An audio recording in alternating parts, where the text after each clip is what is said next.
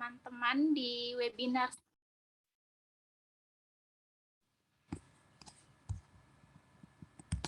Ya, selamat datang teman-teman. Saya ucapkan kepada seluruh teman-teman yang telah hadir di webinar series ke-8 ini dengan tema Gerhana Matahari dalam Penanggalan Hijriah. Perkenalkan, saya Hikmah dari Etnoastronomi IAC.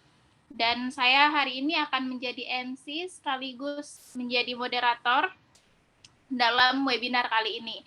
Baik teman-teman, sebelum kita mulai acara ini, marilah kita buka acara ini dengan pembacaan ayat suci Al-Quran yang akan dibawakan oleh Saudara Lukman selaku staf dari Astrofisika IAC. Kepada Mas Lukman, saya persilahkan.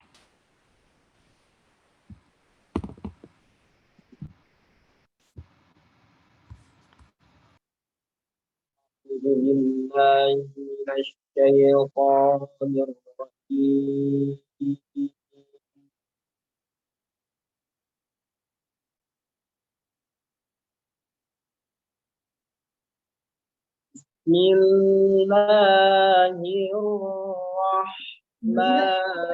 Orang cek disebut aja. Tahu nggak lu cepnya siapa? Pak Boy.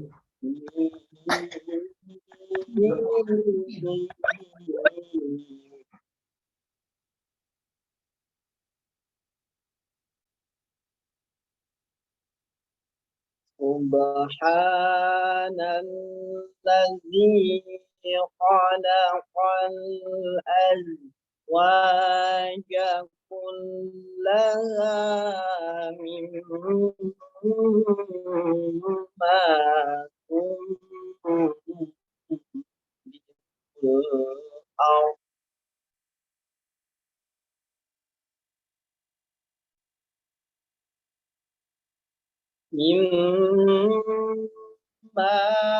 tunbitul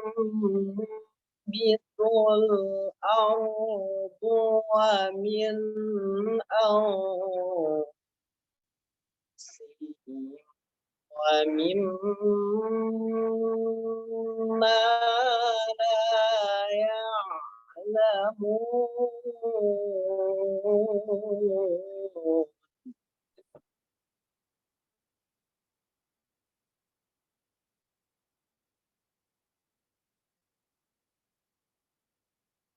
Wa ayatul lahumul laylu naslahu minhun nahar fa-idza hum mulimun.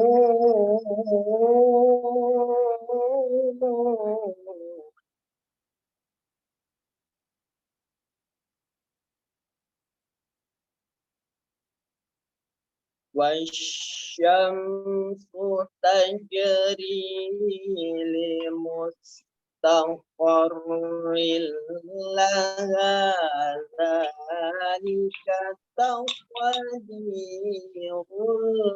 azizil alim.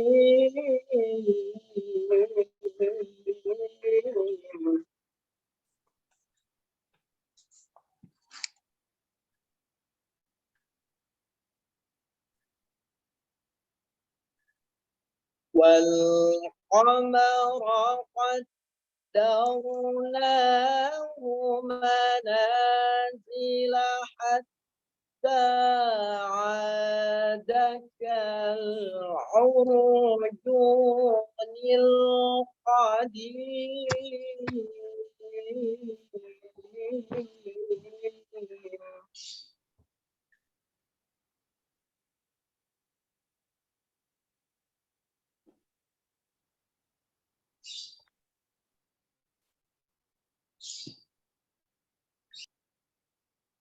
La syamsu yanbaghi laha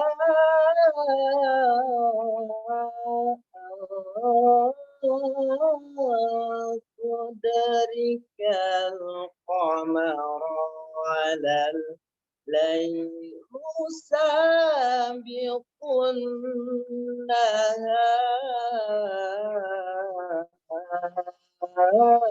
النهار وكل في فلك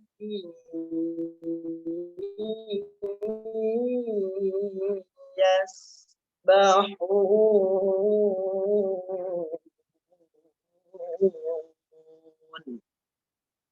صدق الله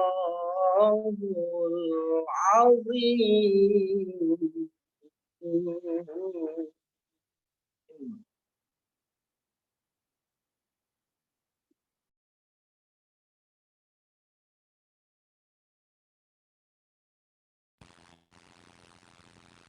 Iya, baik.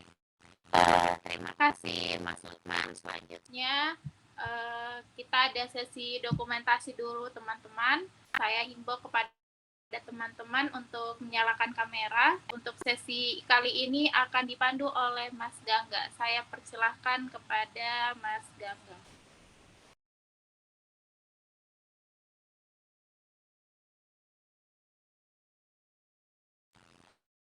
Oke, saya persilahkan kepada Mas Ipop aja, karena saya lihat Mas Gangga belum masuk.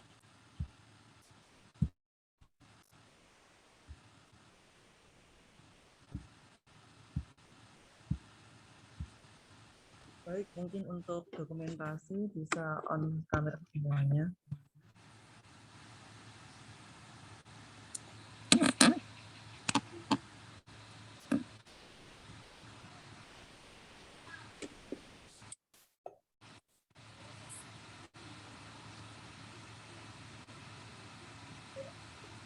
Baik, untuk layar yang pertama 1, 2, 3.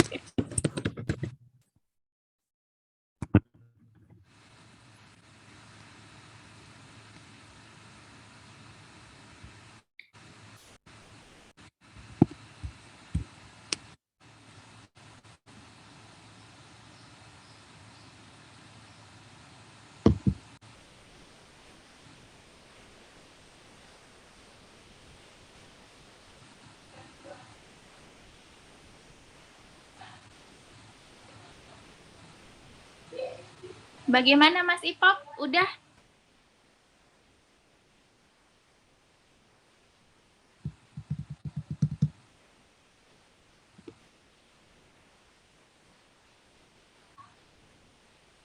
Mohon maaf Mbak, ini yang kedua. Baik, ini untuk yang bagian kedua Mbak. 1, 2, 3. Udah ya? Belum?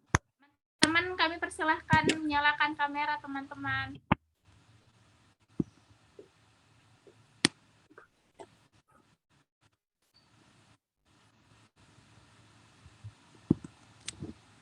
Untuk yang slide ketiga, mulai kameranya.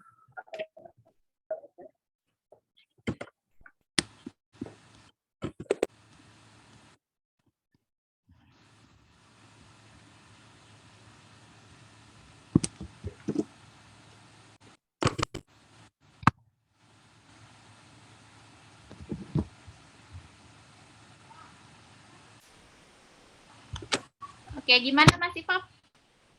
Sudah Kak, silakan dilanjutkan. Terima kasih Mas Ipop. Baik, nah teman-teman, walaupun sesi dokumentasinya udah selesai, kami harap teman-teman tetap menyalakan kamera sampai acara ini selesai. Nah, baik, sebelumnya saya akan bacakan terlebih dahulu CV dari pemateri kita kali ini, yakni Pak Hendro Setianto MSI selaku alumni Magister Astronomi ITB. Nah, secara keseluruhan saya akan bacakan CV beliau. Terkait yang pertama adalah tentang pendidikan. Nah, beliau ini merupakan sarjana sekaligus magister astronomi dari ITB. Kemudian pengalaman dan aktivitas beliau saat ini, sebelumnya beliau pernah mengabdi di Observatorium Bosca, terus pernah mengajar di IAIN Wali Songo, dan saat ini beliau sebagai anggota tim Hisab Rukyat Kementerian Agama RI sekaligus anggota Lembaga Falakia PBNU. Nah, beliau pernah melakukan beberapa pengamatan gerhana matahari nih teman-teman. Salah satunya gerhana matahari total yang pernah terjadi di Bangka Tengah di tahun 2016, kemudian gerhana matahari sebagian di Pangandaran, dan insya Allah di tahun 2023 nanti di tanggal 20 ada gerhana matahari hibrid total yang akan beliau laksanakan di Kabupaten Biak Numfor.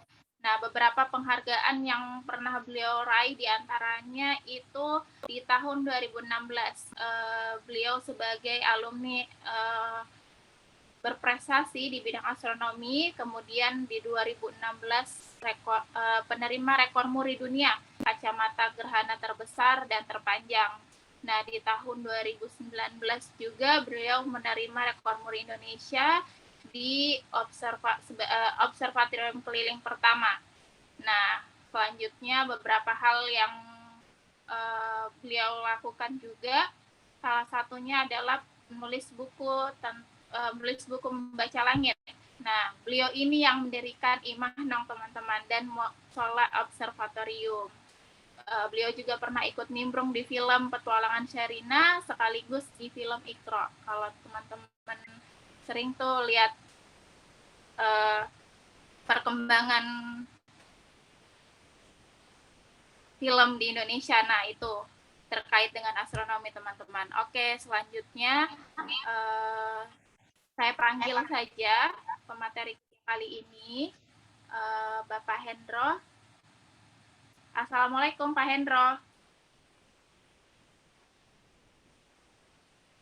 Waalaikumsalam warahmatullahi wabarakatuh. Suara saya bisa didengar baik, Ma? Iya, Iya, Pak. Alhamdulillah jelas. Bagaimana kabarnya, Pak? Alhamdulillah baik. Suaranya Mbak putus-putus di saya. Oh, suara saya putus. Ya.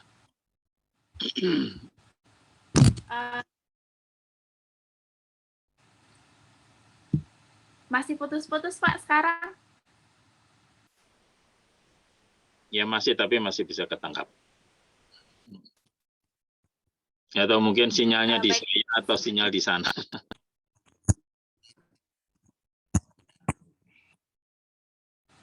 Iya, Pak. Saya coba pelan-pelan, Pak. Semoga acara ini tetap berlangsung secara baik sampai selesai. Alhamdulillah, Pak. Kalau Bapak sehat, semoga Bapak selalu sehat-sehat terus dan selalu berada dalam lindungan Allah. Baik, Pak. Apakah Bapak sudah siap untuk membagikan ilmu Bapak kali ini? Ya, insya Allah siap. Kepada kami semua. Ya. Baik, Pak Hendro, saya persilahkan untuk waktu dan tempatnya. Oke, baik.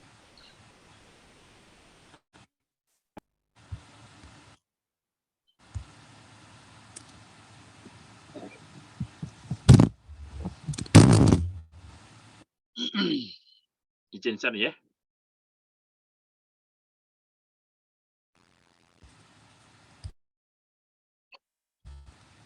Ya, bisa kelihatan ya.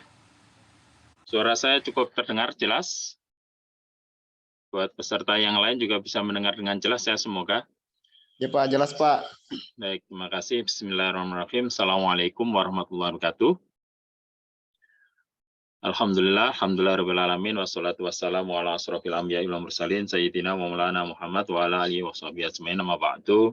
Yang saya hormati teman-teman adik-adik semuanya, alhamdulillah hari ini kita masih diberikan kesempatan untuk bisa saling bertukar pengalaman. Jadi pada sesi ini saya niatnya berbagi pengalaman saja terkait gerhana matahari. Sebenarnya ingin bercerita lebih banyak ke pengamatan ya, tapi kemarin ternyata banyak hal yang ingin disampaikan dan saya coba cari judul kira-kira apa. Kayaknya menarik kalau misalkan mengkaitkan gerhana matahari ini dalam penanggalan Hijriyah, meskipun yang saya paparkan ini ya tidak full ya, tidak full semuanya. Jadi lebih ke arah beberapa konsep yang mungkin pernah terfikirkan untuk saya share. Semoga kedepannya ada yang bisa menyempurnakan. Baik, kita tahu sekarang ini gerhana matahari hibrid ya, yang akan terjadi itu secara dunia. Tapi secara tempat ya gerhananya masing-masing hanya ada dua ini sekarang ini. Gerhana matahari total atau cincin itu yang di pusatnya. Nah, kebetulan rencananya nanti kita tim dari Immanuel akan melakukan observasi di Biak. Di Biak itu gerhana mataharinya total ya, total. Kalau tidak jalan ke Biak atau ke tempat yang total, maka Indonesia hampir sebagian besar mengalami gerhana matahari sebagian. Nah, ini sebenarnya event yang sangat baik untuk dimanfaatkan sebagai sarana sosialisasi ataupun pengenalan ilmu astronomi ya, ataupun ilmu falak. Hanya saja mungkin yang sangat disayangkan event tersebut bertepatan dengan tanggal 29 Ramadan ya, yang biasanya orang sudah pada mudik. Tapi nggak apa-apa, adik-adik bisa tetap melakukan sosialisasi di rumah ya, di rumah masing-masing, tentu dengan membawa peralatan. Nah, Oke. Yes. Ya, lanjut lagi.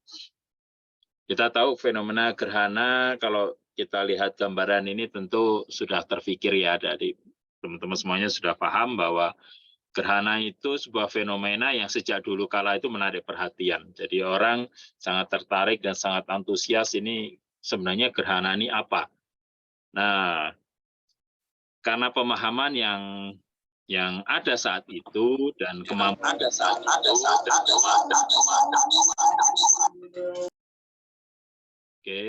dan pemahaman yang ada saat itu ya akhirnya manusia mencoba menjelaskan fenomena yang terjadi gitu ya.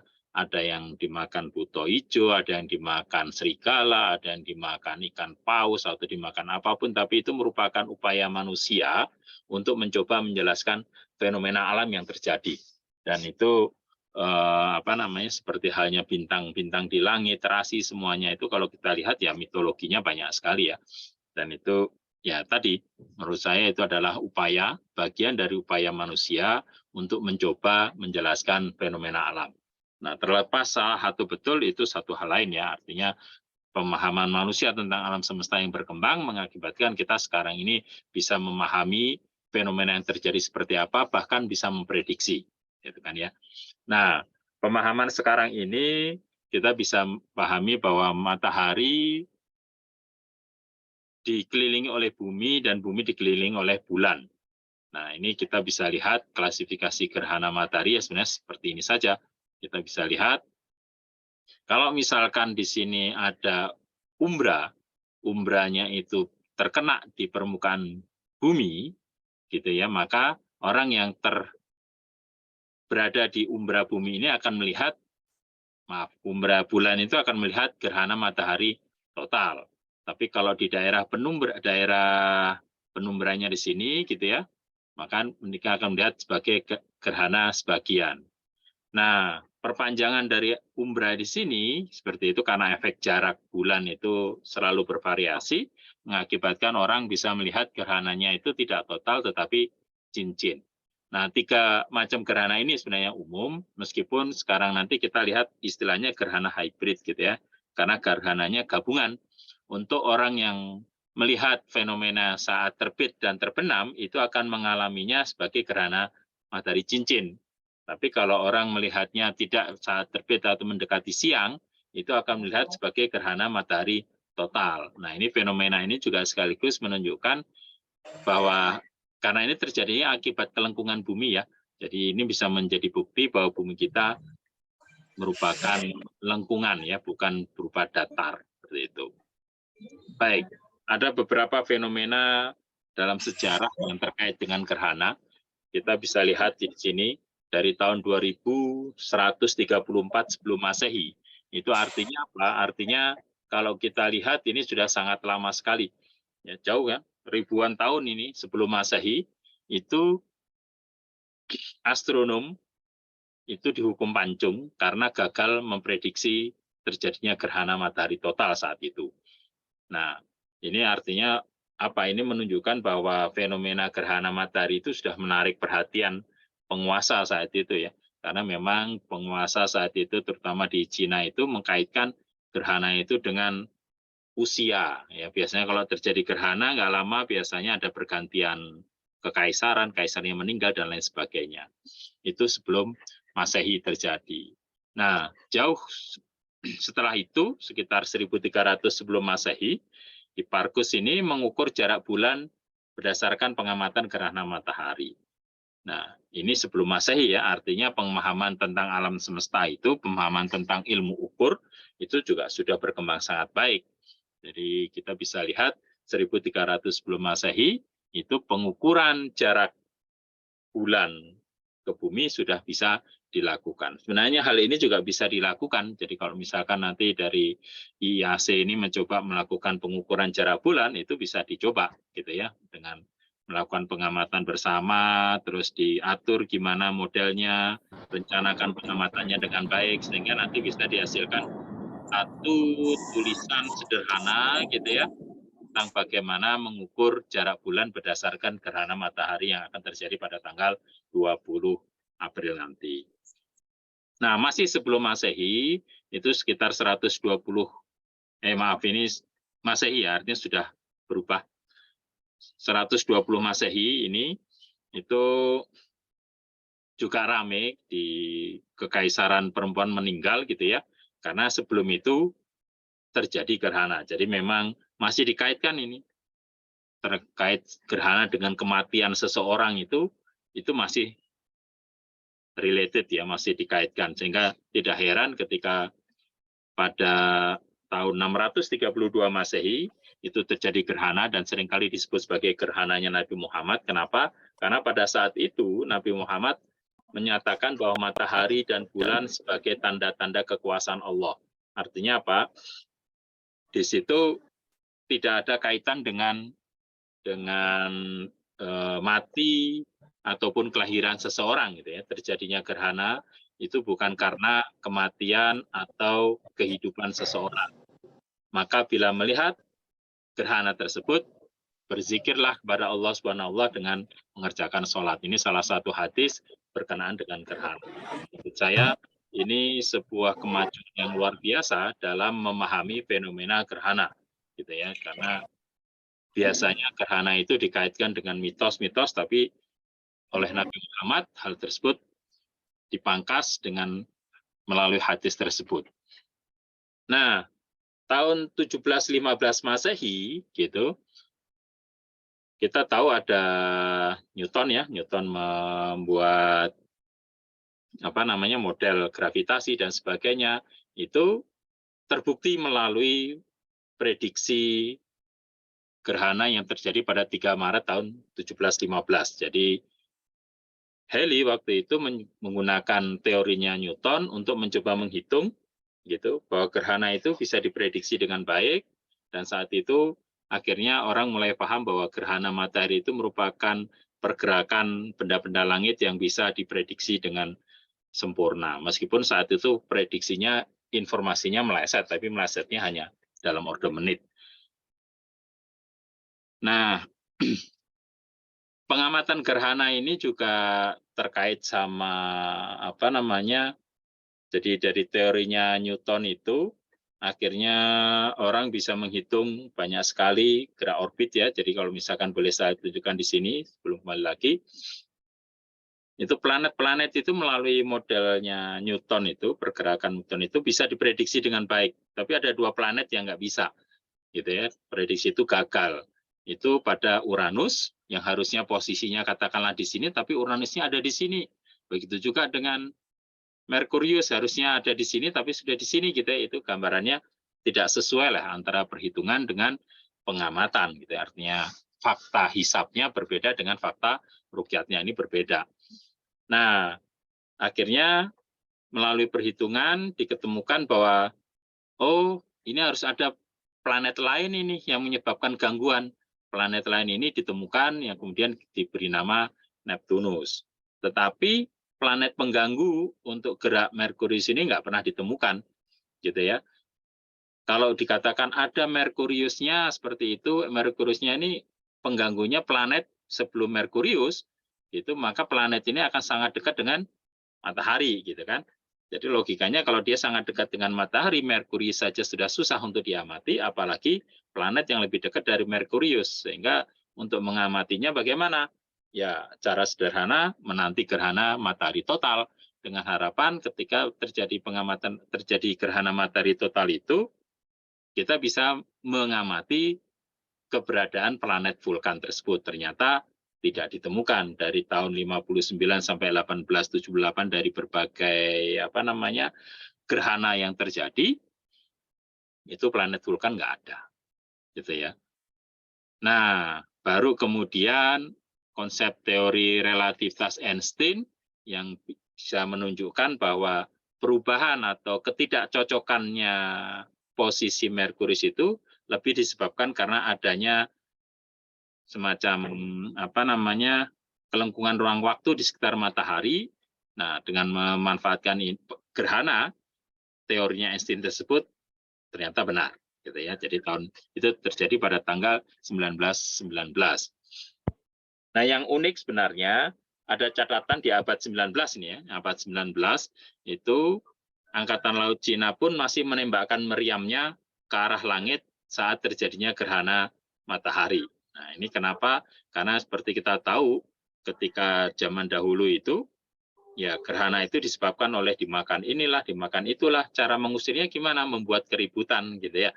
Membuat suara-suara agar yang memakan itu bisa segera pergi. Makanya bahkan sampai abad ke-19 pun masih ada yang menembakkan meriam ke arah langit agar gerhananya segera selesai, gitu ya. Artinya memang pemahaman tentang gerhana ini tidak seragam, bahkan hatta sampai sekarang ini.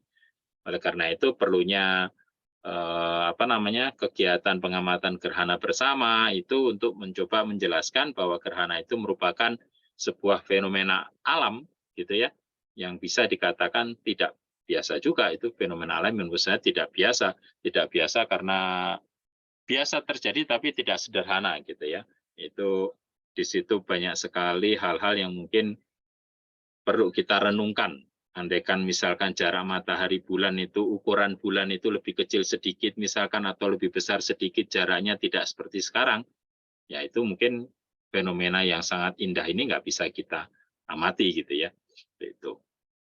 Baik. Nah, terkait gerhana pada zaman Nabi, gitu, kita bisa lihat ini saya coba tabelkan. Ada yang mengatakan ada 8 fenomena gerhana matahari. Ada 8 gerhana pada zaman Nabi Muhammad, gitu ya. Nah, ini kalau kita lihat itu sudah ada yang di media-media koran dan sebagainya banyak sekali yang menulis. Kita lihat di sini ada gerhana bulan total terjadinya pada tanggal 20 November tahun 625, gitu kan ya. Nah, ini bertepatan katanya dengan 10-11 Jumadil Akhir. Terus gerhana bulan sebagian, gitu ya, bertepatan dengan 22 Zulhijjah. Gerhana matahari terjadi tanggal 21 April, itu bertepatan dengan 26 Zulhijjah. Terus ini ada beberapa ya, gerhana matahari total, sebagian, cincin. Nah, gerhana matahari yang kira-kira menarik perhatian atau berpengaruh cukup besar itu gerhana yang mana? Kalau kita lihat dari persentase terjadinya, sepertinya adalah gerhana matahari cincin yang terjadi pada tanggal 27 Januari tahun 632. Ini bertepatan dengan 25 atau 26 Syawal tahun 10 Hijriah, katanya di situ seperti itu. Nah, tapi terlepas tanggalnya nanti betul atau enggak, gitu ya, nanti kita akan lihat. Tapi fenomena ini terjadi tahun 10 Hijriah, padahal kita tahu 11 Hijriahnya Nabi wafat ya. Wafat. Nah, jadi yang disinyalir gerhana itu adalah gerhana matahari cincin ini yang berkenaan dengan meninggalnya putra Nabi Ibrahim. Baik, kira-kira ada yang aneh nggak di sini? Kalau saya melihat ini ada sesuatu yang aneh. Kenapa? Karena kita lihat berikut ini penanggalan bulan. Jadi kalau kembali ke sini tadi, ini fenomena gerhana matahari itu bisa diprediksi, dihitung mundur, gitu ya, dengan sangat baik sekarang ini menggunakan kalender Masehi, tapi tidak dengan kalender Hijriah, gitu ya. Saya akan tunjukkan di sini. Perhatikan posisi ini kita kenal sebagai fenomena posisi ijtima atau new moon, gitu ya. Jadi saya tekankan di sini penanggalan bulan. Bulan di sini adalah bulannya, ini fisik bulannya. New moon itu bulan baru, bulan dalam pengertian moon, gitu ya, bukan man ya, bukan man. Ini perlu kita jelaskan gitu ya, agar kita pertegas bahwa new moon itu adalah posisi ketika matahari bulan dalam satu bujur ekliptika semacam ini, tapi ini bukan new man gitu ya, bukan man dalam pengertian syahran ataupun sasih ya. Jadi bahasa Indonesia itu moon ya bulan diterjemahkannya, man juga diterjemahkan bulan, sama. Jadi ini jangan jangan rancu dengan pengertian di sini. Jadi ini new moon itu menggambarkan posisi. Oke. Next. Bulan akan bergerak seperti ini gitu ya.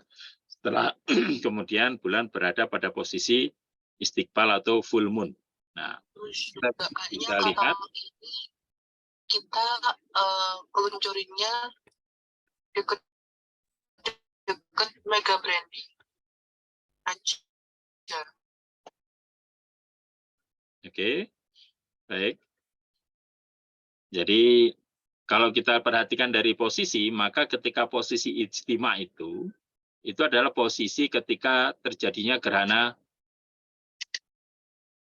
matahari. Tetapi ketika kita lihat di sini, gitu ya, itu adalah posisi terjadinya gerhana bulan, gitu ya. Nah, kalender bulan itu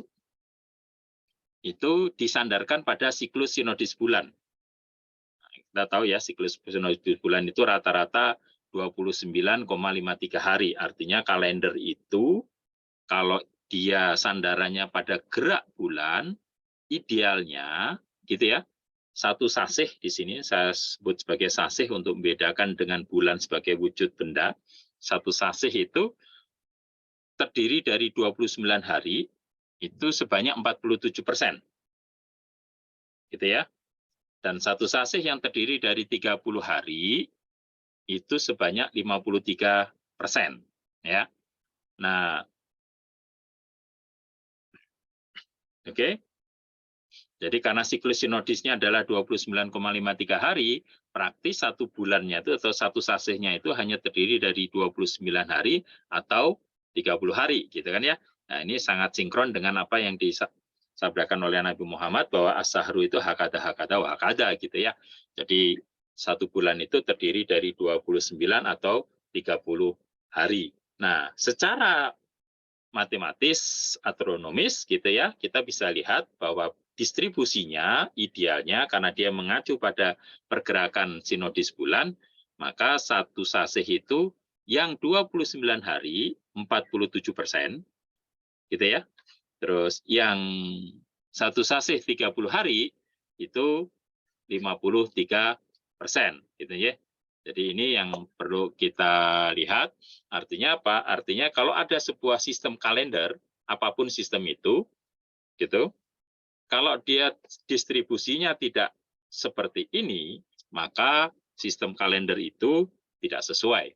Ya, harus dilakukan perbaikan, harus dilakukan penyempurnaan. Kita tahu dulu di kalendernya matahari itu juga terjadi hal yang serupa. Jadi satu siklus tropis mataharinya dihitung hanya 365,24 hari, 25 hari gitu ya. Padahal yang benar 365,2422 hari katanya gitu. Nah, selisihnya sedikit, tapi dalam ribuan tahun itu mengakibatkan kesalahan yang cukup besar gitu ya. Sehingga kalendernya yang harus dikoreksi untuk sesuai dengan siklus tropisnya matahari. Begitu juga dengan kalender bulan ini. Kalender bulan itu dia kalau tidak sesuai sistem kalender yang digunakan, maka harus dikoreksi. Gitu ya. Nah, salah satu hal yang bisa jadi kita lihat adalah apakah distribusinya itu sesuai atau tidak. Mau kriterianya Imkan Rukyat, mau kriterianya A, B, C, D gitu ya. Kita lihat dia punya distribusi yang seperti ini enggak. Oke. Nah, kalau kita lihat di sini, kembali ke sini, awal bulan itu selalu dekat-dekat dengan peristiwa new moon. Gitu ya, itu praktis. Kenapa? Karena kita lihat hadis Nabi mengatakan, idza ra'aitumul hilal fasumu wa idza ra'aitumu fa'aftiru, gitu kan. Terus di hadis yang lain juga artinya kita harus melihat hilal, kita nggak boleh puasa, kita nggak boleh mengakhiri puasa sampai kita melihat hilalnya, gitu kan. Dan hilal itu merupakan posisi bulan ketika setelah new moon, kan gitu. Artinya kalau ada gerhana matahari itu pasti tanggalnya tidak jauh-jauh dari tanggal akhir bulan, ya, tanggal 29 atau tanggal 30, gitu kan. Itu fenomena gerhana. Begitu juga dengan istiqbal. Fenomena itu, gerhana bulan itu tidak akan pernah bisa jauh-jauh dari tanggal 14, gitu ya. 14, 13, seperti itu. 13, 15, oke lah masih memungkinkan gitu ya. Tapi tidak pernah bisa jauh-jauh. Nah, kalau kita lihat di sini, di slide berikutnya, gerhana bulan total terjadinya tanggal 10-11, kan itu. Gerhana bulan ini bahkan di akhir tanggal 22 Zulhijjah. Gitu. Artinya secara tanggal sendiri di sini konversinya entah ini hasil konversi ataupun dari pencatatan itu ini sudah tidak betul, gitu ya. Karena gerhana matahari itu fenomenanya nggak mungkin terjadi di tanggal 25, 26 gitu ya. Itu secara kalender nggak memungkinkan seperti itu. Kalau ini terjadi sejarahnya mencatat seperti ini, artinya saat itu terjadi kesalahan sistem penanggalan, gitu ya. Ya, jadi ada kesalahan sistem kalender yang berlaku saat itu.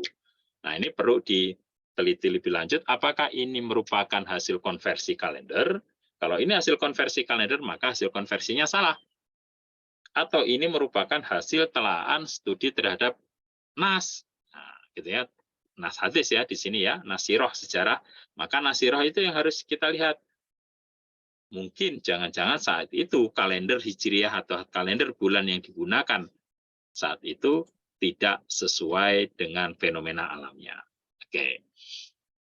Nah, oleh karena itu, kalau kita kembali lagi ke sini, kita bisa lihat berdasarkan hadis itu, hilal itu sebagai tanda awal sasih.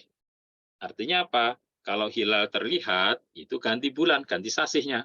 Sekarang Syawal, nanti berubah menjadi Zulqa'dah. Kalau misalkan sekarang Sya'ban berganti menjadi Ramadan, seperti itu kan. Kalau hilal tidak terlihat, maka tidak ganti. Karena konsepnya di sini fasumu salasin yauman artinya puasanya digenapkan menjadi 30 hari. Meskipun ada juga yang menyatakan pada hadis faqdirullah. Tapi terlepas dari perbedaan pendapat di situ, yang ingin saya sampaikan saat ini, pertanyaannya, kalau ini terkait sama rukyat hilal.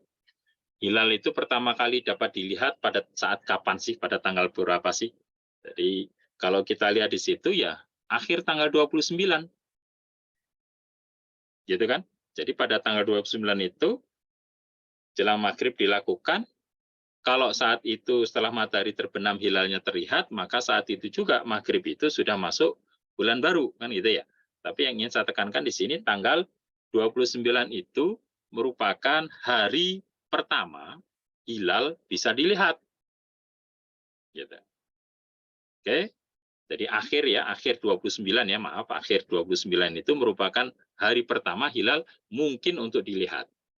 Apa syarat hilal dapat dilihat? Ya syaratnya hilalnya harus di atas ufuk.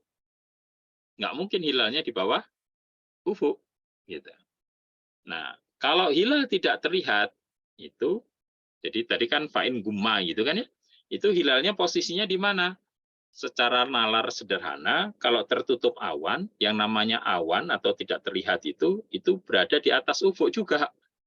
Jadi entah itu hilal terlihat atau hilal tidak terlihat, itu saat itu sudah tanggal 29, gitu ya. Nah, di sini sehingga kalau misalkan sahabat saya simpulkan pada tanggal 29 itu hilal akhir ya. Hilal harus sudah di atas ufuk. Artinya apa? Tanggal 29 itu untuk bisa di atas ufuk, hilalnya itu di atas ufuk, maka tanggal 29 itu harus sudah terjadi ijtima. Karena kalau tidak terjadi ijtima, ya tidak mungkin hilalnya di atas ufuk pada tanggal 29 tersebut. Jadi syarat minimal adalah tanggal 29 adalah merupakan hari ijtima. Nah, ini bisa kita kita tarik sedikit lebih jauh. Artinya apa? Kalau pada saat tanggal 29 itu tidak ada ijtima atau tidak terjadi ijtima, maka itu kalendernya yang harus diperbaiki karena kalendernya tidak sesuai dengan penalaran hadis di atas gitu ya. Jadi sistem penanggalan itu harus punya kunci. Nah, ya, harus punya kunci bahwa dia itu benar atau tidak. Nah, oleh karena itu, kalau misalkan tanggal 29 itu hari ijtima, ya betul. Kan gitu ya. Tapi permasalahannya, kalau tanggal 29 ini sudah dipahami sebagai hari ijtima, atau hari ijtima itu adalah terjadi pada 29, berikutnya tanggal berapa? Gitu ya. Di hadis tadi tidak bisa memastikan apakah besoknya tanggal 30 atau tanggal 1. Gitu ya. Jadi entah tanggal 30 atau tanggal 1 itu disandarkan pada terlihat atau tidak terlihatnya hilal. Tapi kita bisa bersepakat bahwa sebelum tanggal 29 itu pasti tanggal 28. Sebelum tanggal 28 pasti tanggal 27. Dan seterusnya sampai kita ketemu tanggal 1. Sehingga kita sebenarnya bisa menggunakan perhitungan secara mundur untuk menemukan tanggal 1. Bedanya apa? Bedanya 29 itu dia akan menemukan tanggal 1 di bulan yang sama, bukan tanggal 1 bulan berikutnya. Nah, bulan berikutnya dari mana? Dari tanggal 29 berikutnya lagi. Kita hitung sampai kita peroleh tanggal 1. Nah, begitu tanggal 1, ada nggak tanggal 30-nya? Tergantung. Kalau harinya berurut, misalkan di sini Senin, di sini Selasa, maka tidak ada tanggal 30. Tapi kalau di sini Senin, di sini Rabu, maka ada tanggal 30. Nah, ya. Nah, ini konsep perhitungan seperti ini yang kemudian saya sebut sebagai kriteria 29. Jadi kriteria 29 ini kita mendefinisikan hari ijtima itu sebagai tanggal 29 di setiap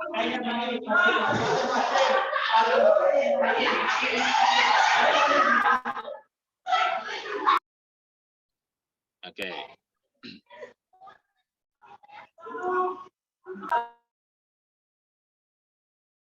Oke. Nah, sehingga kita bisa pastikan gerhana matahari itu pasti terjadi di tanggal 29. Gitu ya. Dengan konsep ini kita bisa pastikan bahwa gerhana matahari akan terjadi selalu pada tanggal 29. Oleh karena itu, kalau kita menggunakan konsep ini, kita bisa membuat sistem perhitungan tersendiri yang berbeda dengan perhitungan yang ada sekarang. Jadi, saya sering katakan kalender Hijriah sekarang ini sebenarnya belum berupa kalender, tapi masih berupa tabel. Ya, tabel aja seperti tabel waktu sholat, tabel Hijriah aja, karena perhitungannya tidak bisa mandiri. Ya, perhitungannya tidak bisa dilakukan mandiri. Selalu harus melihat ke sistem penanggalan Masehi untuk melakukan perhitungan kalender Hijriahnya. Oke. Jadi ini tadi tanggal 1 dihitung dari tanggal 29 pada sasi yang sama.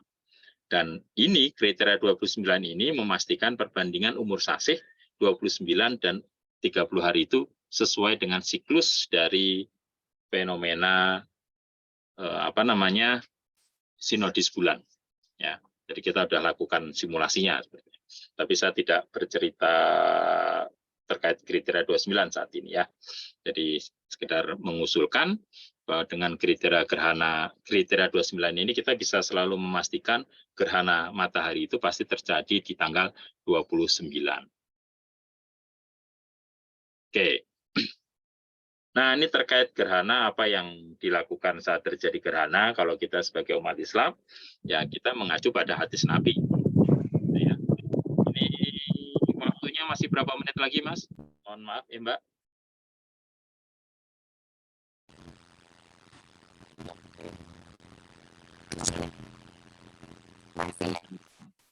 Masih ada sejam, Pak. Masih sejam lagi. 30 menit, Pak. 30 menit lagi. Oke, masih lama ya. Baik, jadi tadi terkait sama gerhana dalam kalender Hijriah gitu ya. Jadi intinya dengan konsep kriteria 29 kita bisa pastikan bahwa gerhana matahari itu selalu terjadi di tanggal 29.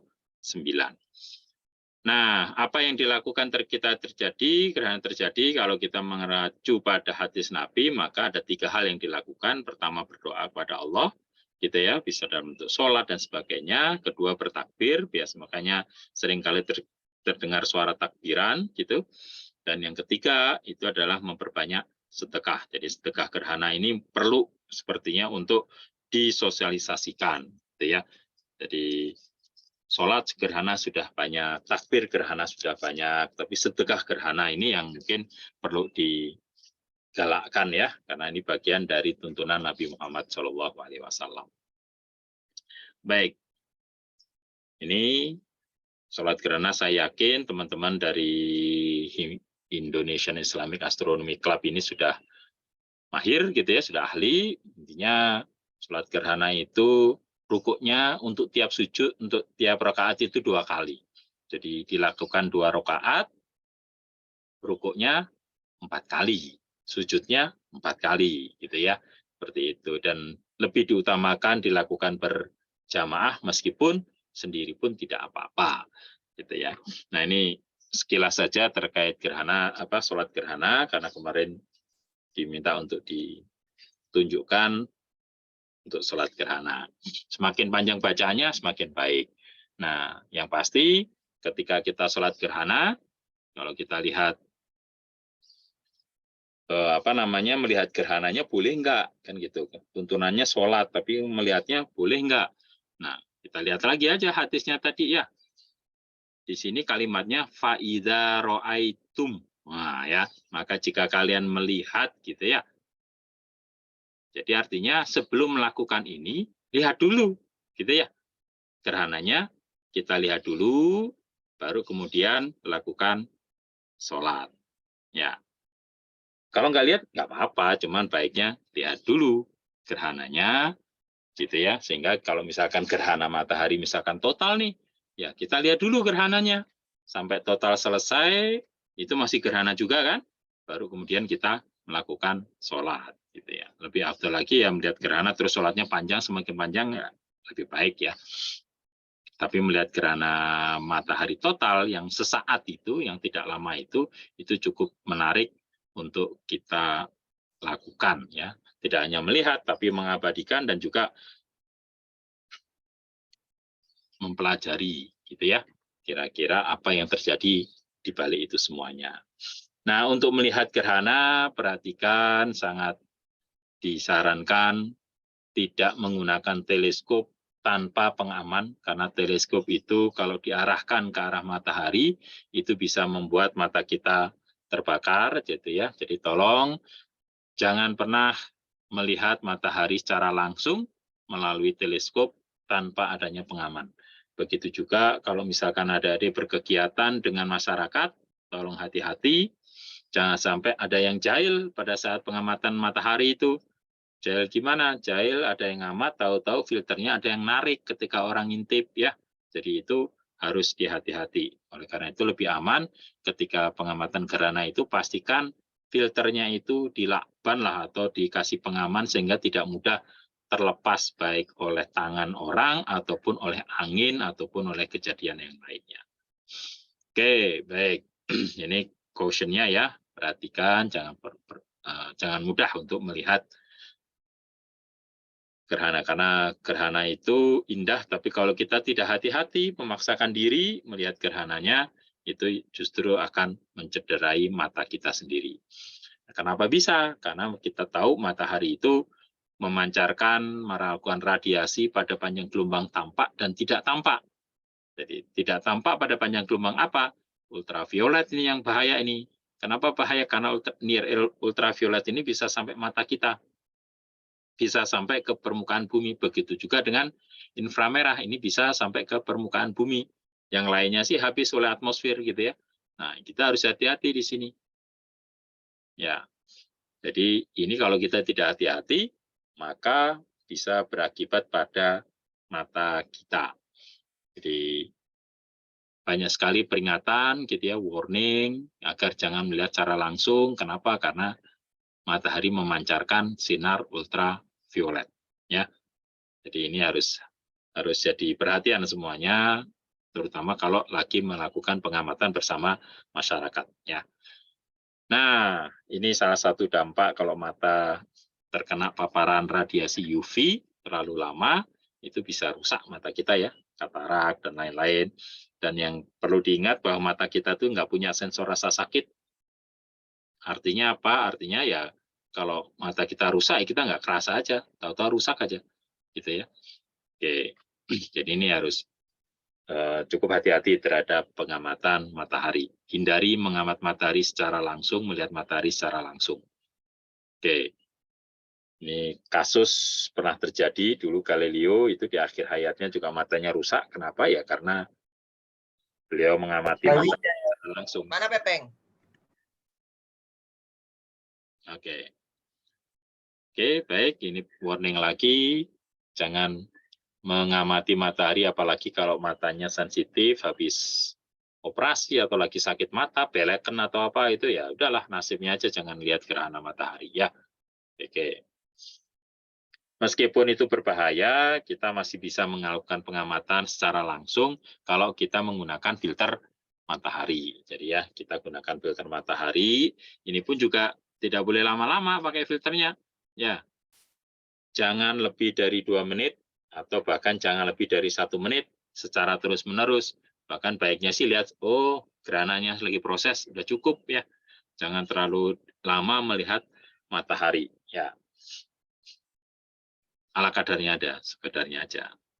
Nah ini kalau matahari dilihat, dengan filter itu bisa kelihatan kuning atau putih tergantung jenis filternya. Ya, jadi filter itu perlu digunakan agar kita bisa melihat matahari secara aman. Ya, ini ada hitungannya, gitu ya. Kalau ada yang suka memotret, gitu, jangan gunakan filter ND-nya fotografi, gitu ya, karena ada sedikit perbedaan istilah. Sebenarnya sama, cuman familiarnya berbeda. Jadi kalau di dalam astronomi menyebut ND5 itu yang dimaksud adalah optical density-nya 5, gitu ya. Itu setara dengan pelemahan per 100.000 kali. Dan istilah dalam kamera itu disebut sebagai ND 100.000. Jadi kalau disebutnya ND5 dalam pengertian number di film seperti ini, itu berarti ND-nya itu ND4, ND5 gitu ya. Jadi kalau ND5 itu berarti hanya 1/5. Tapi kalau 5.0 seperti ini ditulis 5.0 ini sudah jelas ini ya. Ini yang maksudnya adalah optical density-nya sampai 1/100.000 kali pelemahan. Jadi matahari bisa dilihat dengan aman seperti ini. Oke. Nah, kalau misalkan double filter boleh nggak? Nggak boleh juga. Gitu ya. Filter di double, misalkan pakai ND-nya saya nggak punya ND5, ND-nya ND2. Gitu kan. ND4 kan boleh. Kalau 2 kali ND2 boleh nggak boleh. Karena 2 kali ND2.0 ini, netral density atau optical density 2 ini tidak sama dengan ND4.0. Itu berbeda ya.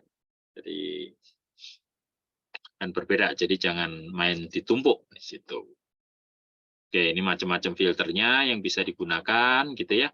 Yang banyak beredar biasanya berupa black polymer saat ini di Indonesia. Nah, ini juga pakainya harus benar. Kalau misalkan pakai filter itu taruhnya di depan sini, ya.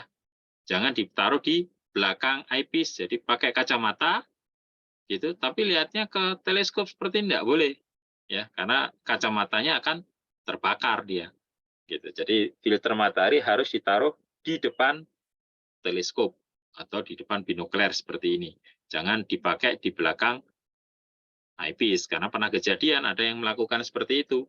Akhirnya kameranya rusak, kebakar gitu ya. Dikira pakai filter ND, beli teropongnya itu ada solar filter. Ya, bentuknya gelas kecil. Padahal itu maksudnya bukan solar filter yang bisa dipakai langsung. Dipasang, kameranya terbakar. Gitu ya. Nah, ini ya. Jadi gunakan secara benar pasangnya gitu ya. Ini sedikit. Oke. Kalau kita lihat ini plastik gitu bisa terbakar dengan cukup cepat. Kalau mata kita, bayangkan ini mata kita ya, mata kita bisa meleleh aja gitu ya. Jadi hati-hati untuk menggunakan filter matahari, jangan sampai salah memasang filter mataharinya. Oke. Nah, begitu juga ketika kita mau pakai filter, pastikan filternya dites dulu. Dia ada cacatnya enggak? Kalau dia lihat ke matahari, dia harus mataharinya kelihatan bulat aja, enggak boleh ada kelihatan bolong-bolong seperti ini. Gitu ya. Sehingga kalau kita arahkan ke lampu, itu nanti ada seperti ini. Nah, kalau filternya sudah seperti ini, itu waktunya untuk dibuang, jangan dipakai. Mahal Pak belinya, ya nggak apa-apa, buang aja, mata kita lebih mahal. Gitu ya. Jadi kita harus gunakan peralatan yang benar. Tapi kalau kita nggak ingin pakai filter, maka kita bisa menggunakan model cara pengamatan seperti ini.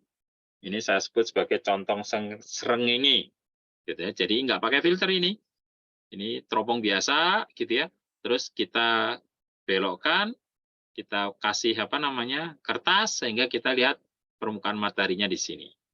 Kertasnya nggak boleh dilihat, nggak boleh dilepas ini karena kalau dilepas maka ini akan langsung ke mata kita, sama saja melihat matahari secara langsung gitu ya. Jadi tolong hati-hati, kita bisa pakai seperti ini, cukup aman, tapi kertas di depannya jangan sampai terlepas. Oke. Nah, kalau misalkan ada yang amat gerhana matahari total, maka filter itu hanya bisa dilepas pada saat terjadinya gerhana matahari total. Selebihnya di sini tidak boleh dilepas. Ya. Jadi kapan dilepas? Kalau misalkan sudah terjadi total. Oleh karena itu, penting saat mengetahui kapan nih gerhana matahari totalnya terjadi. Ya. Begitu terjadi, lepas. Begitu sudah mau habis, pasang lagi. Gitu ya. Itu yang bisa dilakukan. Baik. Dan juga terakhir mungkin ini jangan menggunakan seperti ini ya. Film kebakar, film rongsen, flash disk ataupun kacamata matahari kacamata pantai ini ya, yang UV itu anti UV ini nggak bisa dipakai ya. ND yang seperti ini itu juga nggak bisa dipakai. Jadi jangan digunakan untuk melakukan pengamatan matahari. Dan juga kalau misalkan melakukan pengamatan matahari bisa didobel sih. Sunglass tadi bisa digodobel dengan kacamata matahari yang ada gitu ya, dengan solar filter yang ada. Itu bisa gitu ya. Terus sunblock juga pakai karena saat kita mengarahkan matahari ini berarti wajah kita langsung terpapar oleh UV juga. Jadi kita gunakan sunblock. Terus juga karena pengamatan matahari itu pasti siang hari, jangan lupa gunakan topi gitu ya. Karena kalau enggak panas kita, di kepala kita juga akan terasa panas. Baik, mungkin itu kurang lebih yang bisa saya ceritakan terkait gerhana matahari. Semoga adik-adik semuanya nanti bisa berkesempatan untuk melakukan pengamatan dan juga melakukan pemotretan, punya data yang bisa dimanfaatkan untuk banyak hal. Terima kasih. Saya kembalikan ke moderator.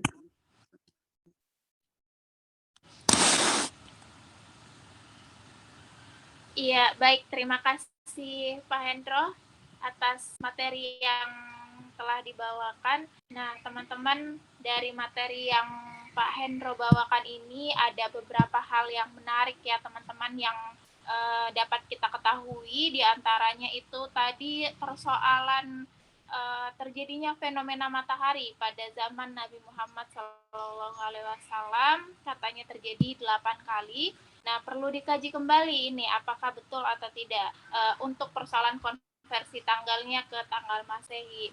Nah, dalam penjelasan Pak Hendro tadi juga, beliau juga sempat membahas persoalan sholat gerhana. Kita bisa lihat gerhana dulu, kemudian kita laksanakan sholat gerhana. Nah, terdapat pembahasan persoalan penanggalan juga teman-teman yang perlu teman-teman ketahui. Persoalan satu sahih atau persoalan 29 harinya yang 47%, kemudian yang persoalan 30 harinya yang 53%, atau yang terakhir itu himbauan kepada teman-teman untuk berhati-hati dalam proses pengamatan gerhana matahari.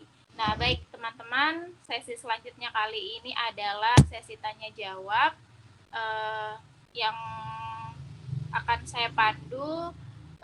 Sebelumnya, teman-teman yang ingin bertanya silakan raise hand.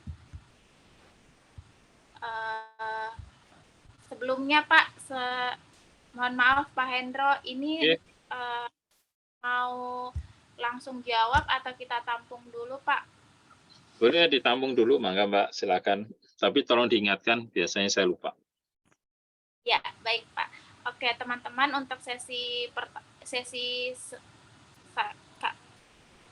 kita hanya diberi waktu sekitar 25 menit untuk sesi tanya jawab. Jadi untuk sesi ini kita buka dulu. Yang pertama untuk 3 orang penanya akan ditampung, kemudian dijawab. Nanti kita lihat kembali apakah waktunya masih cukup, baru kita persilahkan lagi. Oke, kepada teman-teman yang mau bertanya, silahkan teman-teman.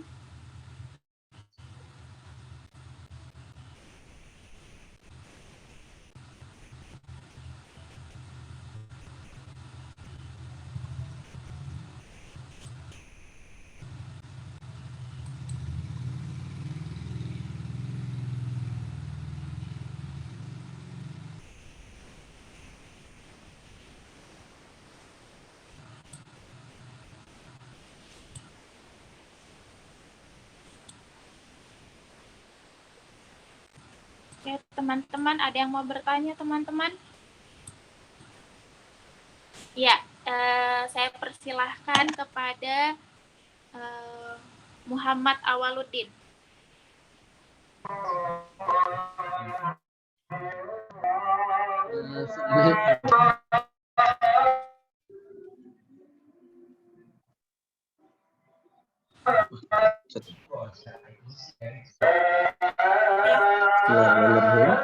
Bisa kedengaran?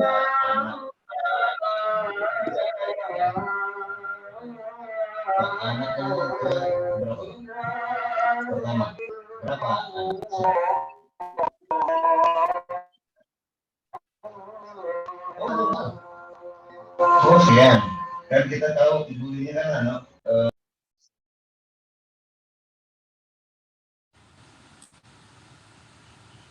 itu setahu masnya sejak kapan itu?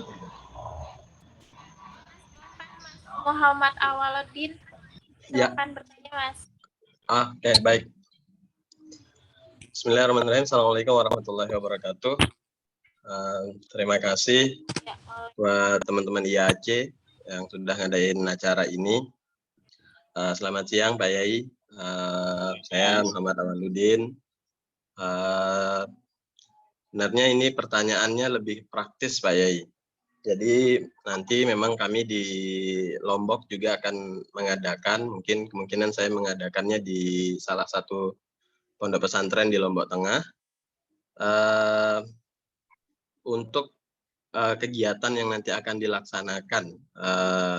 Karena kami kemungkinan punya filter cuma satu ini untuk di teleskop dan ada beberapa kacamata. Nah, jadi proses tadi saya dengar bahwa kemudian tidak boleh mengamati sampai 2 menit secara berturut-turut dan segala macam itu pada saat penggunaan dari pertama kontak matahari terjadi gerhana mataharinya atau pada saat hanya ketika puncak gerhananya.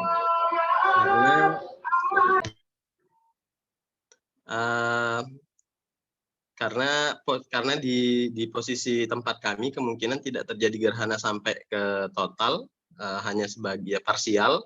Jadi apakah penggunaan atau pengamatan menggunakan matahari yang tidak boleh sampai 2 menitan atau 1 menitan lebih itu untuk satu orang itu dimulai sejak kontak pertamanya atau pada puncaknya saja. Dan ada pertanyaan juga kadang kami di pesantren Pak Yai, kalau kemudian gerhananya tidak tampak seperti tadi kan izaro aitumu katanya, kalau tidak tampak itu kapan kami mulai sholatnya? Apakah harus nunggu tampak dulu atau kemudian cukup informasi bahwa kemudian hari ini ada gerhana itu cukup untuk menafikan penglihatan itu kemudian kami melaksanakan sholat.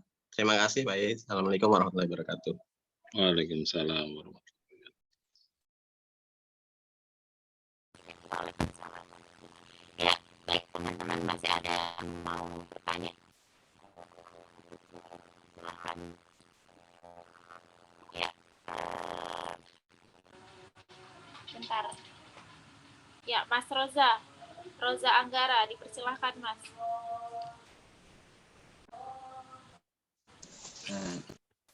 Terima kasih moderator sudah memberikan saya kesempatan untuk bertanya. Jadi pertanyaan saya juga agak singkat. Jadi pernah ngobrol-ngobrol sama teman kelas mengenai gerhana matahari. Jadi ada seorang yang berpendapat bahwa gerhana matahari itu dulu awalnya dilarang untuk melihat secara langsung itu ketika zaman Pak Soeharto. Jadi itu awalnya, dan beliau berpendapat bahwa gerhana matahari itu sebenarnya bisa dilihat secara langsung, dan tadi sudah dijelaskan secara ilmiah yang bisa sinar matahari yang bisa sampai ke permukaan bumi itu adalah infrared sama ultraviolet. Nah, tapi ketika kita melihat matahari yang secara umum yang tanpa ada gerhana matahari itu kan bisa kita lihat, tapi tidak secara lama, tidak berlangsung secara lama. Artinya apa yang membedakan ketika kita melihat gerhana matahari dan menyebabkan buta, tapi yang tidak ada gerhana kita bisa melihat matahari walaupun tidak secara lama tapi tidak buta. Itu saja, terima kasih Pak Yai.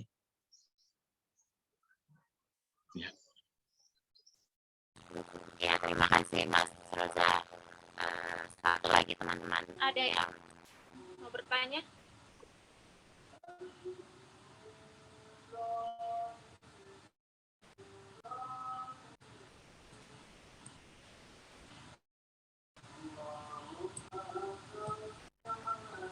Oke, teman-teman, masih ada satu lagi?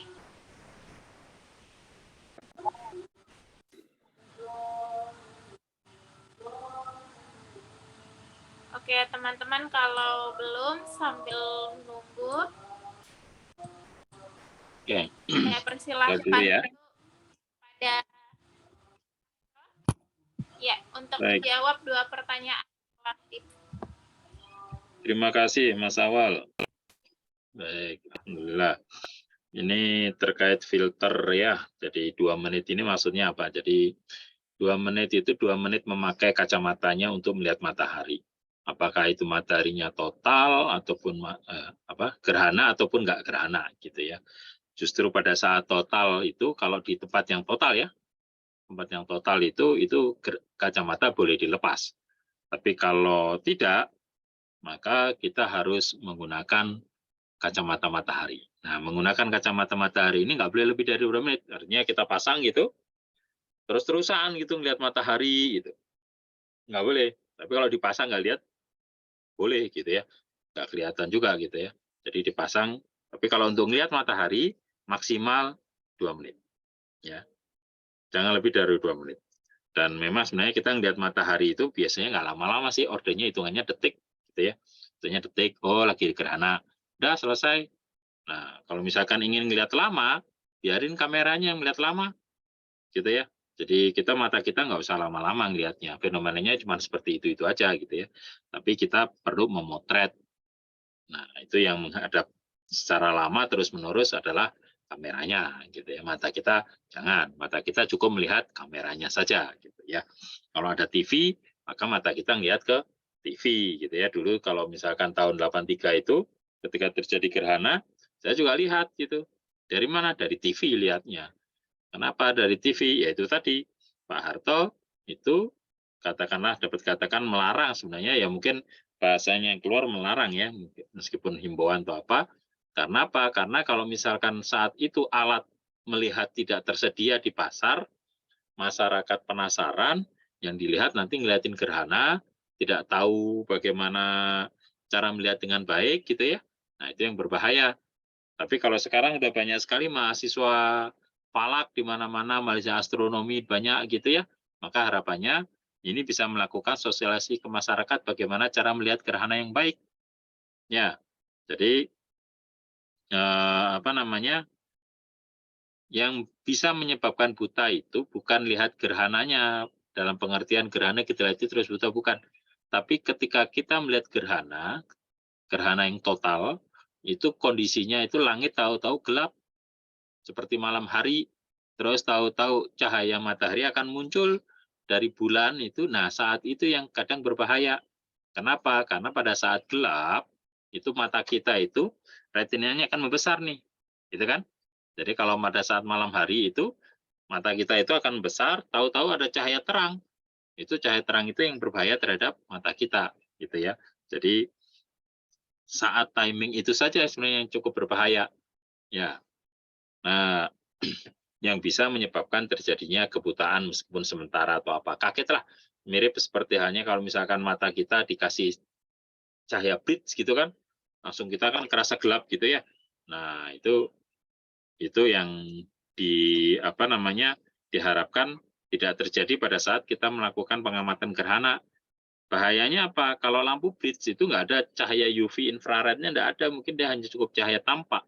Tapi kalau ini ada cahaya UV, ada cahaya IR yang juga dia bisa merusak terhadap retina mata kita, gitu ya.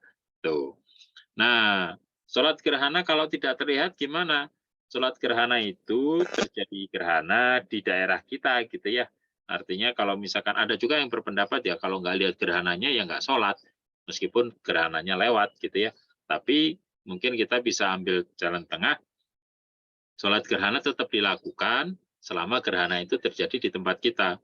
Jadi sholat gerhana itu pada saat gerhana terjadi dan ada di tempat kita. Kalau misalkan tidak di tempat kita juga harus sholat gerhana, ya maka tiap tahun itu pasti kita akan sholat gerhana juga terus. Gitu ya, karena tiap tahun itu pasti ada gerhana, meskipun tidak lewat di tempat kita. Ada gerhana bulan, tapi kita lagi siang hari, kan kita nggak sholat, gitu ya. Nah, terjadi gerhananya, tapi tidak lewat di tempat kita. Kalau terjadi di tempat kita, meskipun tidak lihat, ya sebaiknya kita bisa melakukan sholat gerhana. Mungkin seperti itu, Mas Awal dan Mas Rozak ya. Terima kasih.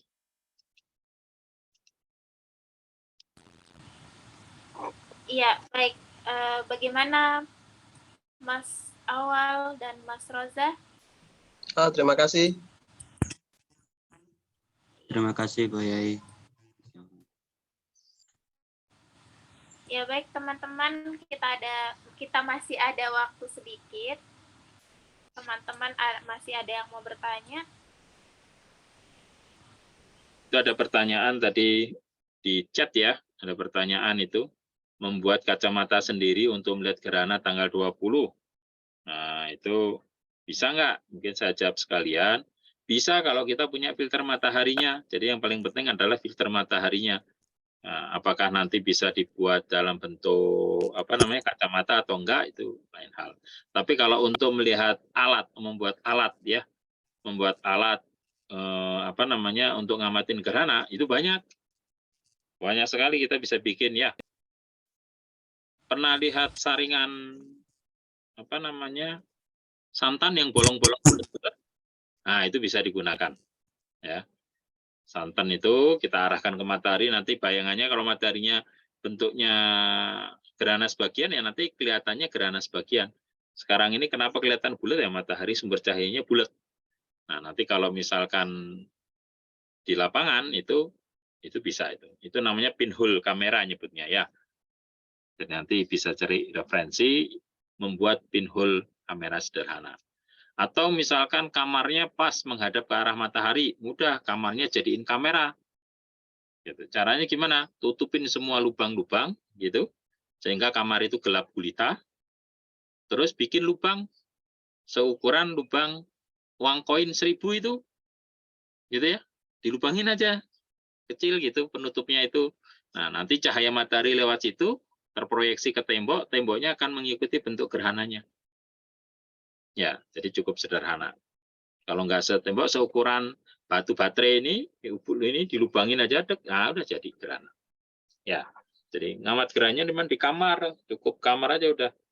Ya, di masjid bisa, masjidnya tutupin semuanya gitu kan, nggak ada cahaya masuk, nanti dibuat lubang. Atau kalau nggak dibuat, kalau gerhananya di atas ya gentengnya aja dilubangin.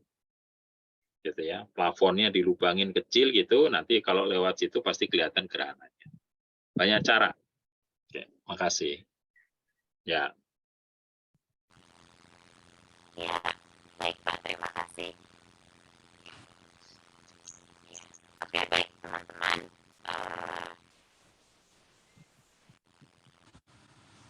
Itulah tadi sesi tanya jawab. Kalau masih ada satu orang lagi, saya persilahkan. Masih ada teman-teman yang mau bertanya?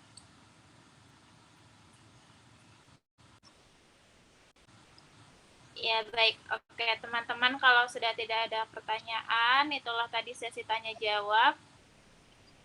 Selanjutnya adalah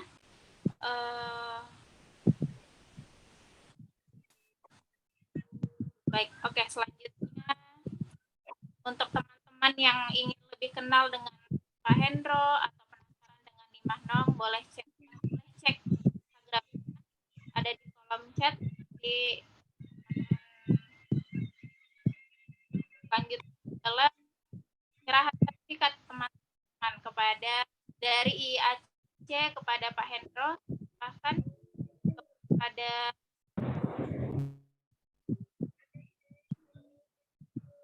Adinda.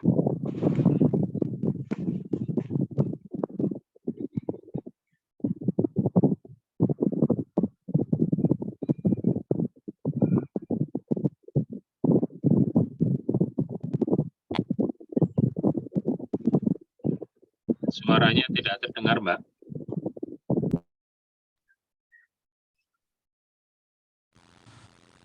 Tidak terdengar suaranya.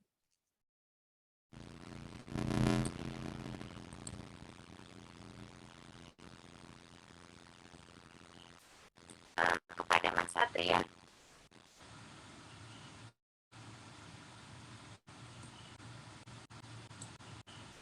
Suaranya masih kurang jelas nih. Oke, baik. Dari perwakilan IAC, saya persilakan kepada Mas Roza untuk penyerahan sertifikat kali ini. Ya, oke. Tolong Mas Ipop.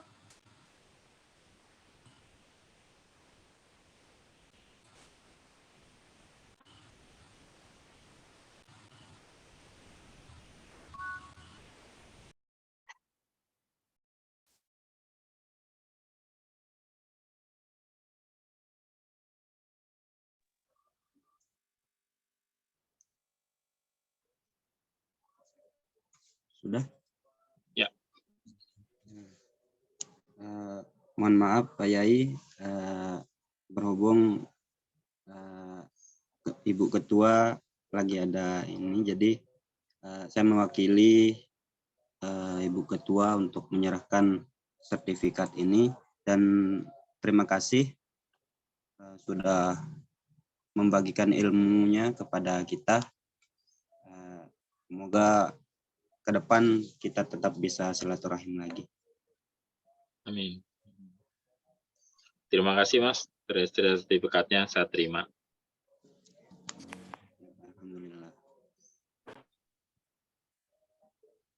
Ya, selanjutnya diserahkan ke moderator lagi.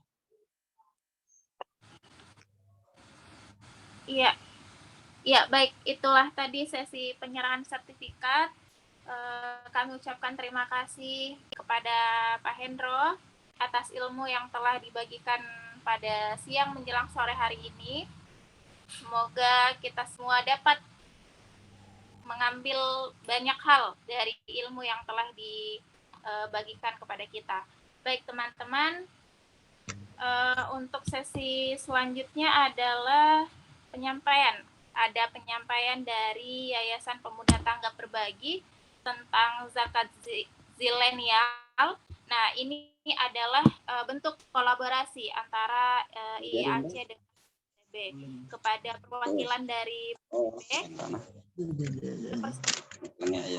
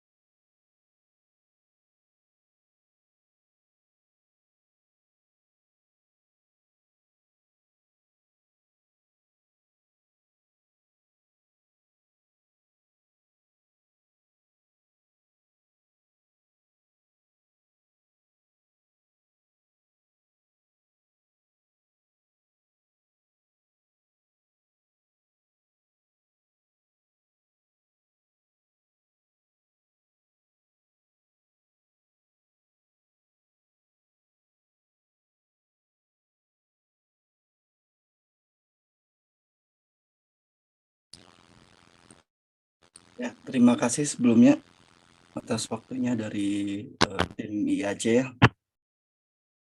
Ini suara saya bisa terdengar jelas ya? bisa terdengar. Oke, di sini kita dari PTB ya, Pemuda Tanggap Berbagi yang kolaborasi sama IAC. Di sini kita sebagai salah satu lembaga LAS UPZ di bawah LAS-nya Darut di bawah DT.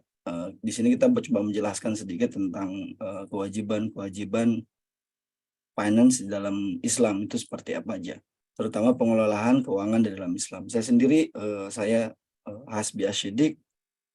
Kalau sekarang berarti saya sedang sebagai dosen juga di Telkom University dan sebagai ikut juga, termasuk mungkin di sini banyak teman-teman dari ITB ya, saya juga dulu dari ITB, lulusan dari ITB juga, sama-sama alumni. Di sini saya coba men-sharing sedikit ya tentang ilmu yang saya pahami, yang pernah diajarkan dari ustadz-ustadz tentang pengelolaan keuangan di dalam Islam.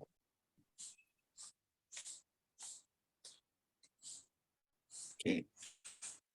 Pertama mungkin kita kenapa sih harta harus diperhatikan? Kenapa kita memperhatikan harta? Ya, Kalau dari hadis di sini disebutkan tidak akan bergeser kedua kaki manusia pada hari kiamat sampai selesai ditanya tentang 4 perkara. Ada empat perkara yang kita tanyakan di akhirat nanti.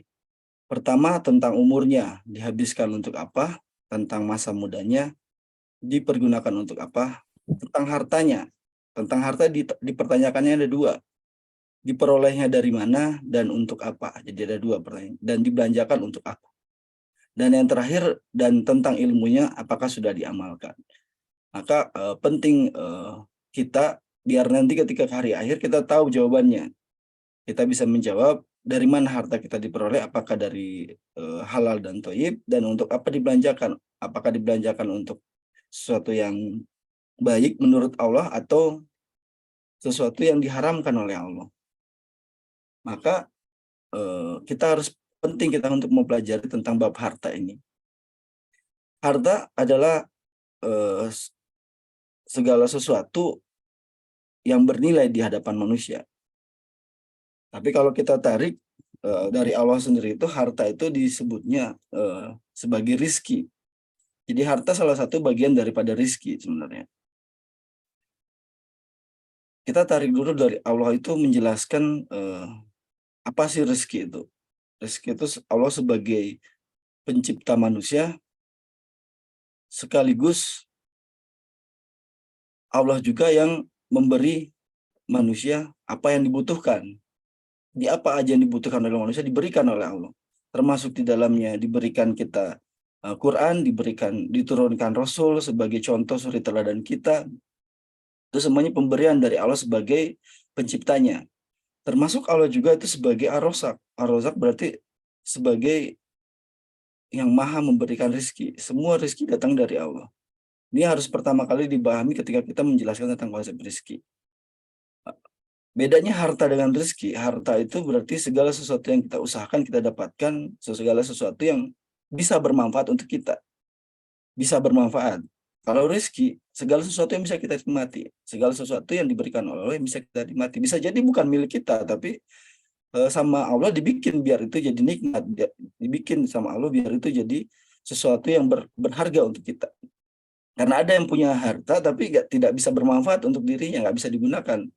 Punya harta tapi nggak bisa dipakai. Bisa beli tempat tidur tapi nggak bisa beli tidur itu sendiri.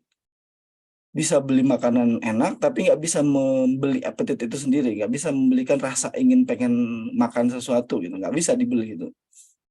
Makanya Allah itu yang menciptakan ada rezeki seseorang itu terbatas.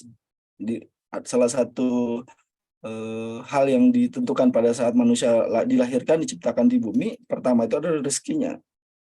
Udah pasti rezekinya bakal didapatkan. Jadi semua rezeki bakal didapatkan sampai seseorang meninggal, rezekinya pasti udah selesai. Ketika dia meninggal, berarti rezekinya udah sampai semuanya pada dia. Allah yang memberikan rezeki sebagai Ar-Razzaq. Ada beberapa macam rezeki yang dijelaskan di Quran. Ada rezeki yang dijamin atau rezeki madmum. Yang rezeki madmum ini modalnya cuma yakin aja. Yakin Allah pasti memberikan. Contohnya, tidak ada suatu binatang melata pun di muka bumi, melainkan Allah memberikan rezekinya. Contohnya kita lihat cicak. Cicak itu makanan utamanya itu adalah nyamuk. Kalau dengar lagunya kan cicak-cicak di dinding, diam-diam merayap, datang seekor nyamuk. Nyamuk yang datang. Berarti Allah udah menentukan rezekinya cicak. Kalau kita mikir secara logika, nyamuk terbang, gimana caranya cicak yang merayap di dinding itu bisa dapat nyamuknya. Tapi sama Allah dibikin sedemikian rupa, ada rezeki matmun yang udah dijamin sama Allah. Kalau untuk manusia sendiri, rezeki matmun yang mana? Contoh, bayi yang baru lahir. Bayi berada dalam kandungan. Bayi yang baru lahir itu nggak pernah memikirkan gimana saya buat makan. Tidak pernah memikirkan. Tapi rezekinya pasti ada dari ibunya, dari orang tuanya diberikan kepada Allah. Itulah rezeki matmun, rezeki yang dijamin sama Allah. Rezeki kedua adalah rezeki mamluk yang diperlukan ikhtiar atau usaha di sini. Ini kalau rezeki mamluk ini mau orang beriman, mau dia tidak, mau dia kafir, mau beriman, mau munafik, semuanya ketika mereka mengusahakan bakal dikasih rezekinya sama Allah. Apabila telah ditunaikan sholat, maka bertebaranlah kamu di muka bumi dan carilah karunia Allah dan ingatlah Allah sebanyak-banyaknya supaya kamu beruntung. Yang membedakan orang beriman ketika mencari rezeki yang diusahakan, dia akan mencari rezeki dari yang halal dan thayyib, halal dan baik. Tidak menghalalkan segala cara, tidak membolehkan segala cara. Ini rezeki dan diusahakan yang semua orang yang berusaha bakal dikasih sama Allah. Terlepas dari dia beriman maupun tidak. Yang terakhir, rezeki yang khusus diberikan atau rezeki yang dijanjikan, rezeki maud. Rezeki yang modalnya itu memerlukan takwa dan tawakal. Kita perlu takwa dan tawakal. Di surah At-Talaq ayat 2 dan ayat 3, dan Allah memberinya rezeki dari area yang tiada disangka-sangka. Siapa yang diberikan rezeki ini? Orang yang bertakwa. Dan di ujung ayatnya apa? Dan barang siapa yang bertawakal kepada Allah, niscaya Allah akan mencukupkan keperluannya. Ini bahasanya di sini cukup ya. Jadi bukan artinya, bukan berarti di mata manusia bisa jadi itu sedikit. Enggak banyak gitu. Di mata manusia bisa jadi itu sedikit. Tapi untuk dia sendiri diberikan rasa cukup. Karena rasa cukup ini susah, Mbak. Rasa cukup ini susah. Kalau seandainya rasa cukup ini kalau kita ngelihat kan banyak sekarang kasus korupsi di mana-mana ya. Udah bisa dimaklumi bersama korupsi itu seperti apa sekarang. Jadi orang kaya itu bukan berarti mereka nggak bakal korupsi. Ketika mereka dapat jabatan, bisa jadi lebih parah korupsinya daripada orang yang susah, orang yang hartanya sedikit. Kalau orang yang hartanya sedikit, mikirnya gimana saya korupsi, gimana saya beli motor baru. Kalau orang yang hartanya udah banyak, mikirnya bukan itu lagi, mikirnya gimana saya bisa punya rumah lebih dari satu, gimana caranya biar saya punya mobil mewah, gimana caranya. Jadi memang secara itunya nggak bakalan dibikin sama Allah rasa cukup ini. Rasa cukup ini susah. Karena rasa cukup itu diberikannya dari Allah. Allah yang memberikan rasa cukup. Nah, rezeki yang terakhir dijanjikan kita kejar dengan usaha kita bertakwa kepada Allah, dengan usaha kita tawakal kepada Allah. Ini sampai sini macam-macam rezeki. Nah, rezeki tadi salah satu bagiannya adalah harta. Harta berarti sesuatu yang bermanfaat, bisa dimanfaatkan. Kalau sering sebutnya uang, padahal sebenarnya Apa? padahal sebenarnya bukan cuman uang saja, bukan cuman kertas, tapi segala sesuatu yang bermanfaat termasuk potensi kita itu termasuk dalam bab harta, apa yang kita bisa miliki, termasuk kita punya apa istilahnya, kita punya teman-teman, itu termasuk dalam bab harta. Jadi teman-teman yang baik semuanya masuk dalam harta. Bahkan ada yang menyebutkan anak itu semua, kalau ada lagunya kan, harta yang paling berharga adalah apa, keluarga, termasuk keluarga. Sesuatu yang bermanfaat, sesuatu yang bisa bermanfaat, sesuatu yang bisa digunakan, itulah harta. Gimana manusia kita memandang harta yang diberikan oleh Allah? Biar bisa menjadi amal soleh, yang pertama kita pandang itu harta sebagai amanah. Harta adalah amanah dari Allah. Yang kedua, harta sebagai ujian, dan harta sebagai modal kita untuk beramal soleh. Yang terakhir, harta harus dikelola sesuai dengan syariatnya Allah. Gimana? Harta sebagai amanah itu seperti apa? Kita meyakini kalau harta itu dititipkan sama Allah. Jadi yang punya segala sesuatu apa yang ada di langit dan di bumi itu punya siapa? Itu adalah milik Allah, bukan punya kita. Kita diberikan oleh Allah itu adalah bahasanya diamanahkan, dititipkan. Jadi harta yang diberikan itu titipan dari Allah. Yang prinsipnya ketika harta yang dititip pasti bakal dipertanggungjawabkan pada Allah sebagai pemilik amanatnya.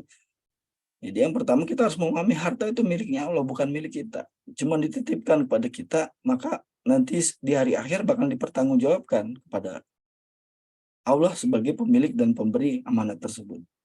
Yang kedua, harta sebagai ujian. Ini ujian itu berarti meningkatkan taraf seseorang ya, meningkatkan derajat seseorang di hadapan Allah.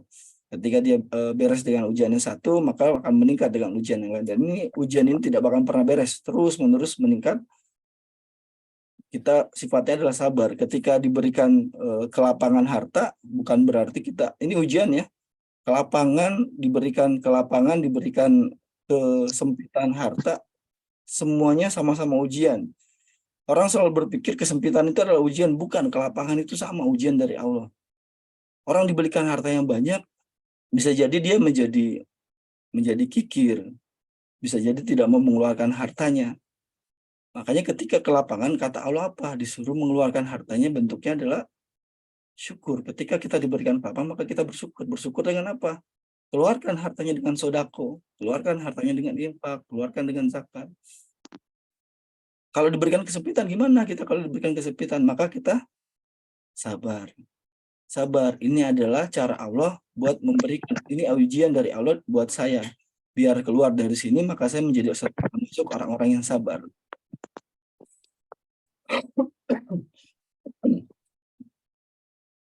Ini harta sebagai ujian. Harta sebagai modal. Jadi orang kaya itu punya peluang amal soleh lebih besar daripada orang miskin.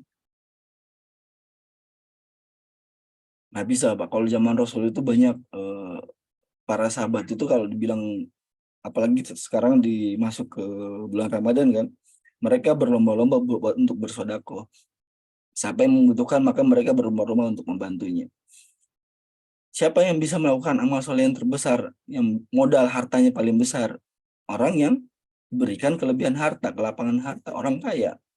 Maka orang kaya bakalan, kalau ada hadisnya itu kan, Allah mencintai mukmin yang kuat dibandingkan mukmin yang lemah. Termasuk kuat ini ada yang mengartikan kuatnya fisik, termasuk juga di sini kuatnya harta. Jadi orang yang kuat harta itu, mukmin yang kuat secara hartanya sama Allah lebih dicintai daripada mukmin yang lemah. Sama-sama dicintai, tapi lebih dicintai sama Allah ketika mukmin itu kuat secara fisik dan hartanya.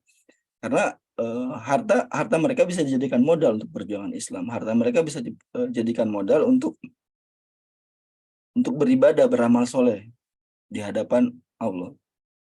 Harta sebagai modal. Ini pengelolaan harta. Bentuk pengelolaan harta kalau sedekah kita bagi ada beberapa bentuknya. Sebenarnya ini pengelolaan harta untuk orang beriman ya. Nanti untuk orang yang tidak beriman ini nggak masuk di sini, berbeda ukurannya. Untuk orang beriman masuknya semuanya sodako. Sodako itu nanti terbagi dua. Ada yang sifatnya wajib, ini yang sifatnya wajib ya. Yang sifatnya sunnah atau nggak wajib itu masuknya sodako. Mau sodako tahu, mau sodako ke orang tua, sodako ke fakir miskin, semuanya masuk ke sodako. Tapi yang wajib bakalan dibahas lebih utama. Yang pertama itu ketika kita diberikan harta, kita punya kewajiban infak dan kewajiban zakat. Nah, kewajiban infak itu ada dua. Infak ini sabilillah berarti di jalan Allah. Ini sama juga di jalan Allah, tapi dalam rangka menegakkan aturan atau hukumnya Allah. Biasanya program din itu biasanya bentuknya program dakwah. Jadi infak yang fungsinya untuk program dakwah. Terus ada kewajiban zakat. Zakat itu apa? Ada dua. Nanti kalau kita kenal di bulan Ramadan itu namanya zakat fitrah. Ada juga zakat mal. Zakat mal itu, zakat fitrah fungsinya untuk membersihkan jiwa. Zakat mal itu fungsinya untuk membersihkan harta. Jadi dari sebagian harta yang diberikan oleh Allah, kita punya kewajiban. Ada sebagian dari harta kita itu adalah hak milik orang lain yang akhirnya harus dikeluarkan. Bentuknya apa? Diwajibkan sama Allah, bentuknya dengan infak, dengan zakat. Sisanya ketika kita pengen lebih banyak, maka sifatnya adalah sodako. Nah, perintah infak, di mana perintah infak? Kita buka atau ayat 103, termasuk salah satu ayat-ayat terakhir yang diturunkan. Hud anwalihin sodakatan, di sini bahasanya adalah sodako, tapi karena perintahnya hud, ini perintahnya ambillah fil amar ya. Fil amar berarti kalimat perintah, maka diartikan di sini sama diartikan juga sebagai zakat. Sedekah dalam artian zakat. Ini sedekah dalam artian zakat. Dari sebagian harta mereka, sebagian Mbak, nggak semuanya dikasih buat zakat. Dengan zakat itu membersihkan, fungsi zakat itu membersihkan, mensucikan. Ini perintah untuk zakat. Yang pertama, Yang kedua, perintah infak. Ya ayyuhallazina amanu diperintahkan untuk orang beriman, yunfiku min thayyibati ma kasabtun. Di sini ada bahasa thayyib, ada bahasa kasab. Infakkanlah, di sini bahasanya nafkahkanlah, infakkanlah di jalan Allah sebagian dari hasil usahamu yang baik-baik. Thayyib, usaha yang baik-baik, ma kasabtun, kasab. Kasab itu berarti usaha. Kasab itu usaha. Thayyib itu baik. Jadi usaha yang baik-baik dari hasil kerja kita, hasil baik itu kerjanya di kantor, baik itu kerjanya di perkebunan atau di yang lain, maka kita keluarkan yang bentuknya infak fisabilillah di jalan Allah. Di sini ada teguran sebenarnya kalau kita melihat asbabun nuzul dari ayat ini, dan janganlah kamu memilih yang buruk-buruk lalu kamu menafkahkan daripadanya padahal kamu sendiri tidak mau mengambilnya, melainkan dengan memicingkan mata terhadapnya. Jadi kita kadang berinfak itu dengan kita aja nggak mau barang itu gitu. Apa yang kita infakkan, apa yang kita berikan itu kita sendiri membisikkan mata, nggak mau.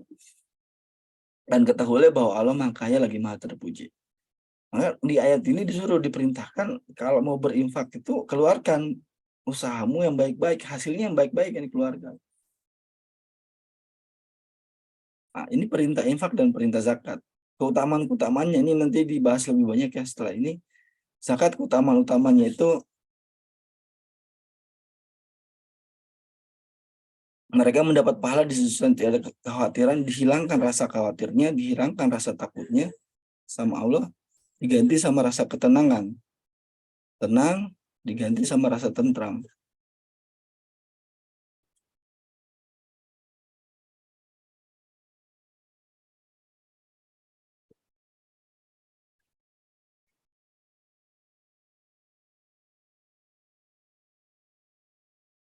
Oke, untuk infak sendiri perumpamaan infak yang dikeluarkan di jalan Allah, maka nilainya adalah 1 sebutir benih menumbuh 7 butir kali 7. Pada setiap butir tumbuh 100 biji kali 100. Jadi totalnya adalah 700. Mungkin sering kita dengar ya infak. Infak itu kita dapatnya 700 kali lipat balasan dari Allah. Ini janjinya Allah, Pak. Kalau manusia berjanji mah bisa ikrar. Kalau Allah berjanji maka bakal ini pasti sesuai sama janjinya. Dan ini janjinya di Quran, bakal dibalas sama Allah 700 kali lipat pada siapa-siapa aja yang dikehendaki oleh Allah. Sasaran zakat dan infak. Ini perbedaannya kita bisa melihat kalau zakat itu khusus ya. Zakat itu adalah khusus dikeluarkan untuk 8 asnaf biasa dibilangnya. Ada 8 asnaf. Innamas shadaqatu, sesungguhnya zakat-zakat itu ini ada bahasa di sini. Lil fuqara, hanya untuk, ada bahasanya untuk. Jadi tidak boleh buat yang lain. Zakat itu hanya untuk ini. Siapa aja yang boleh didapat zakat? Orang fakir, orang miskin, amilin, mu'alaf, budak yang dimerdekakan, orang-orang ghorimin, orang-orang berhutang, dan orang sabil, dan orang yang sedang dalam musafir, sedang dalam perjalanan. Maka ketika diperintahkan seperti ini nggak boleh diberikan kepada selain daripada 8 asnaf ini. Nggak boleh keluar dari 8 asnaf. Apalagi dipakai buat bangun jalan ya nggak boleh. Zakat nggak boleh dipakai.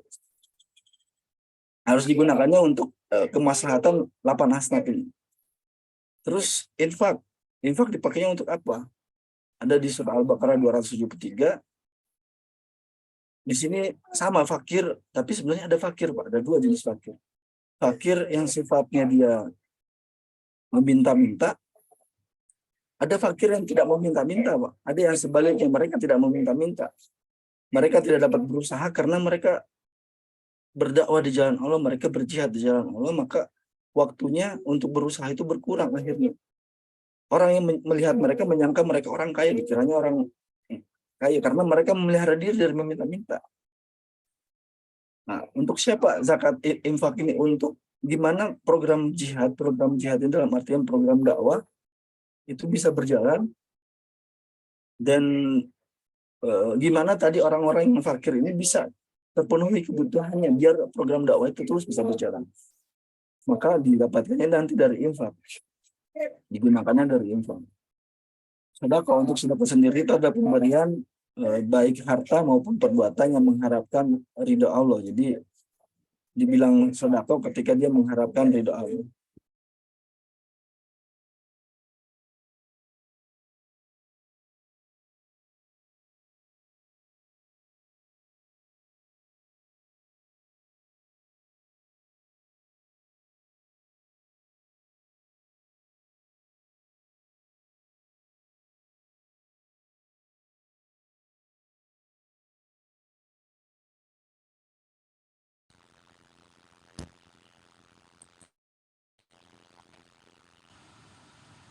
Pak, mohon maaf Pak, nggak ada suaranya.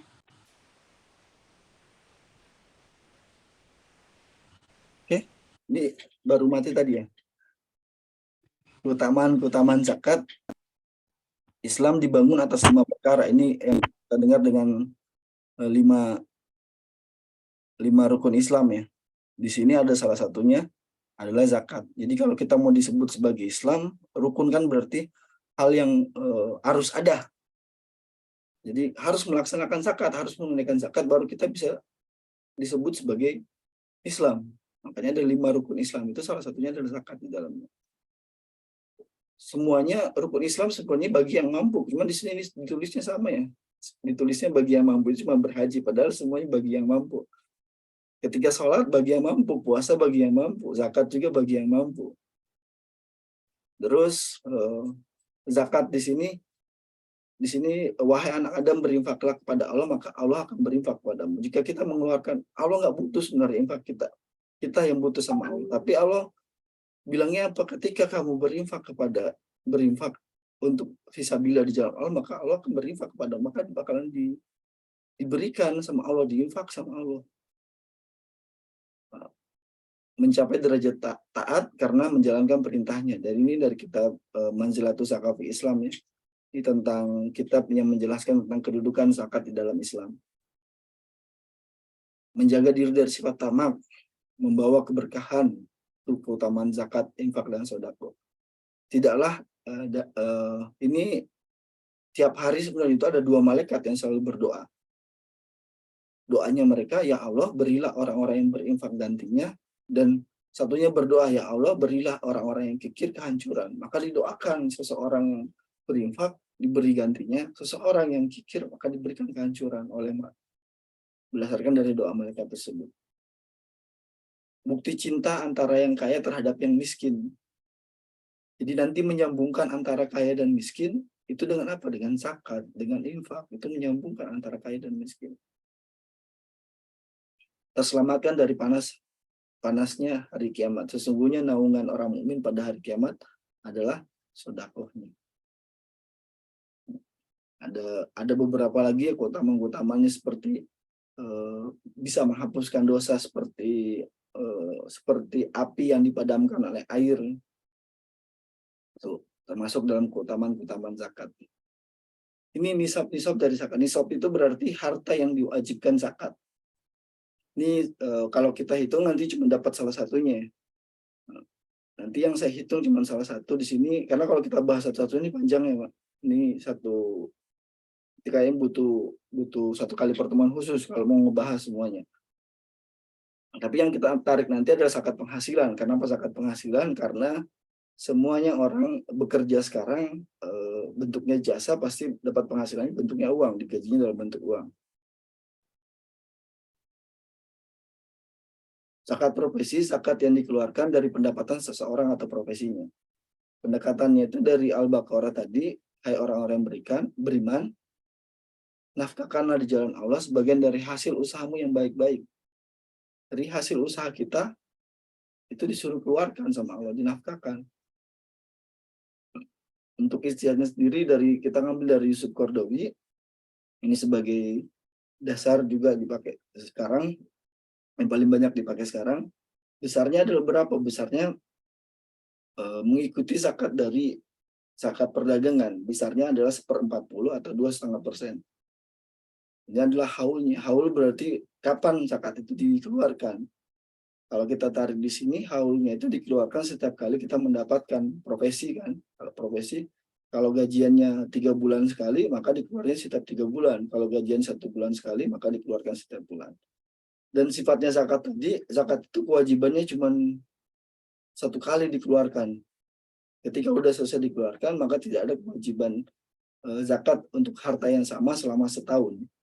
Jadi harus nunggu setahun dulu harta itu baru dihitung lagi apakah dia masuk perhitungan zakat yang lain.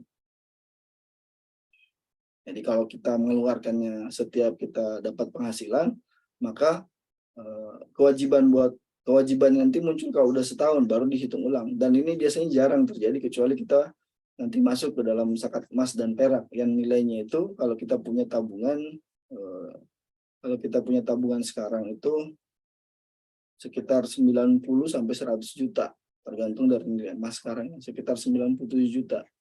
Kita punya tabungan segini baru bisa dihitung sebagai zakat emas. Dan itu harus numpuk selama setahun. Kalau kita udah dikeluarkan pas zakat profesi, jadi nggak ada kewajiban sampai setahun. Tahun kemudian baru mulai dihitung. Nah, ini zakat mal ya. Semuanya tadi zakat profesi itu maksudnya ke zakat mal. Selanjutnya ada zakat fitrah atau zakat untuk membersihkan jiwa. Kalau hadisnya kewajibannya itu kepada manusia, kepada semua orang yang beriman, semua yang baik itu budak, termasuk dalamnya anak kecil. Kalau anak kecil berarti dibayarkan oleh orang tuanya. Besarnya adalah 1 sok kurma. 1 sok itu berapa banyak? 1 sok itu sama dengan 4 mud. 4 mud berarti 4 kali ini. Dan di mana kalau kita hitung hari ini,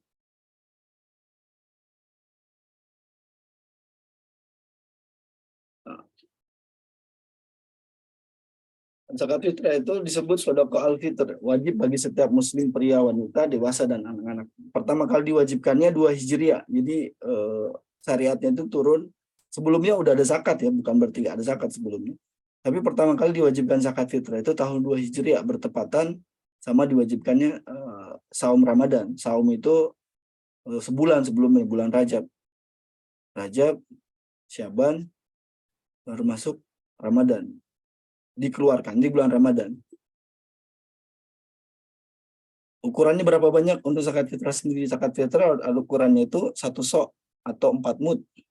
4 genggaman ini. Cuman kalau kita ngitung 4 genggaman tiap orang bakal beda-beda. Di mana nanti bakal kita dapat beberapa perbedaan dari beberapa ulama di Indonesia itu. Kalau kita pakai Imam Syafi'i itu hitungannya 2,8 kg. Tapi kalau Basnas Indonesia sendiri, dia ngitungnya itu 2,5 kilo. Yang ini paling umum dipakai di Indonesia. Imam Syafi'i menulisnya 2,8. Kalau imam yang lain ada yang menyebutkan sampai 3,8, ada yang menyebutkan 2,2 kilogram untuk satu sok ini. Jadi ada perbedaan pendapat dari setiap ulama. Nah, yang kita ambil, kita pakai, kalau di Indonesia paling banyak pakai Imam Syafi'i, bagian besar maka kita pakai 2,8 kilogram. Kalau mau pakai yang Basnas itu berarti pakai yang 2,5. Hitungannya berapa nilainya? Kalau kemarin Basnas ngeluarin itu besarnya itu adalah 32.500, dan atau kita bisa ngitung dari beras yang kita makan. Harga beras yang kita makan misalnya harganya 10.000, tinggal kita kalikan 2,8 maka nilainya, tapi nggak ada sekarang beras 10.000 ya. Berarti nilainya 28.000. Ini kalau berasnya 10.000 ya.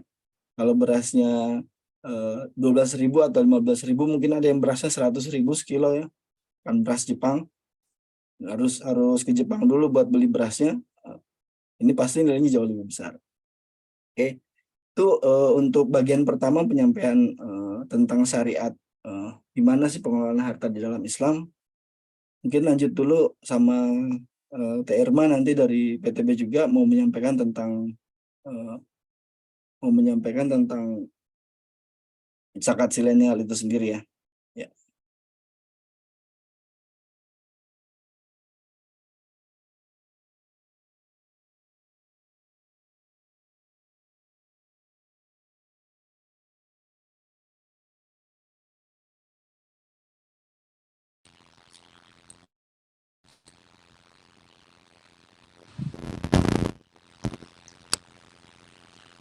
Baik.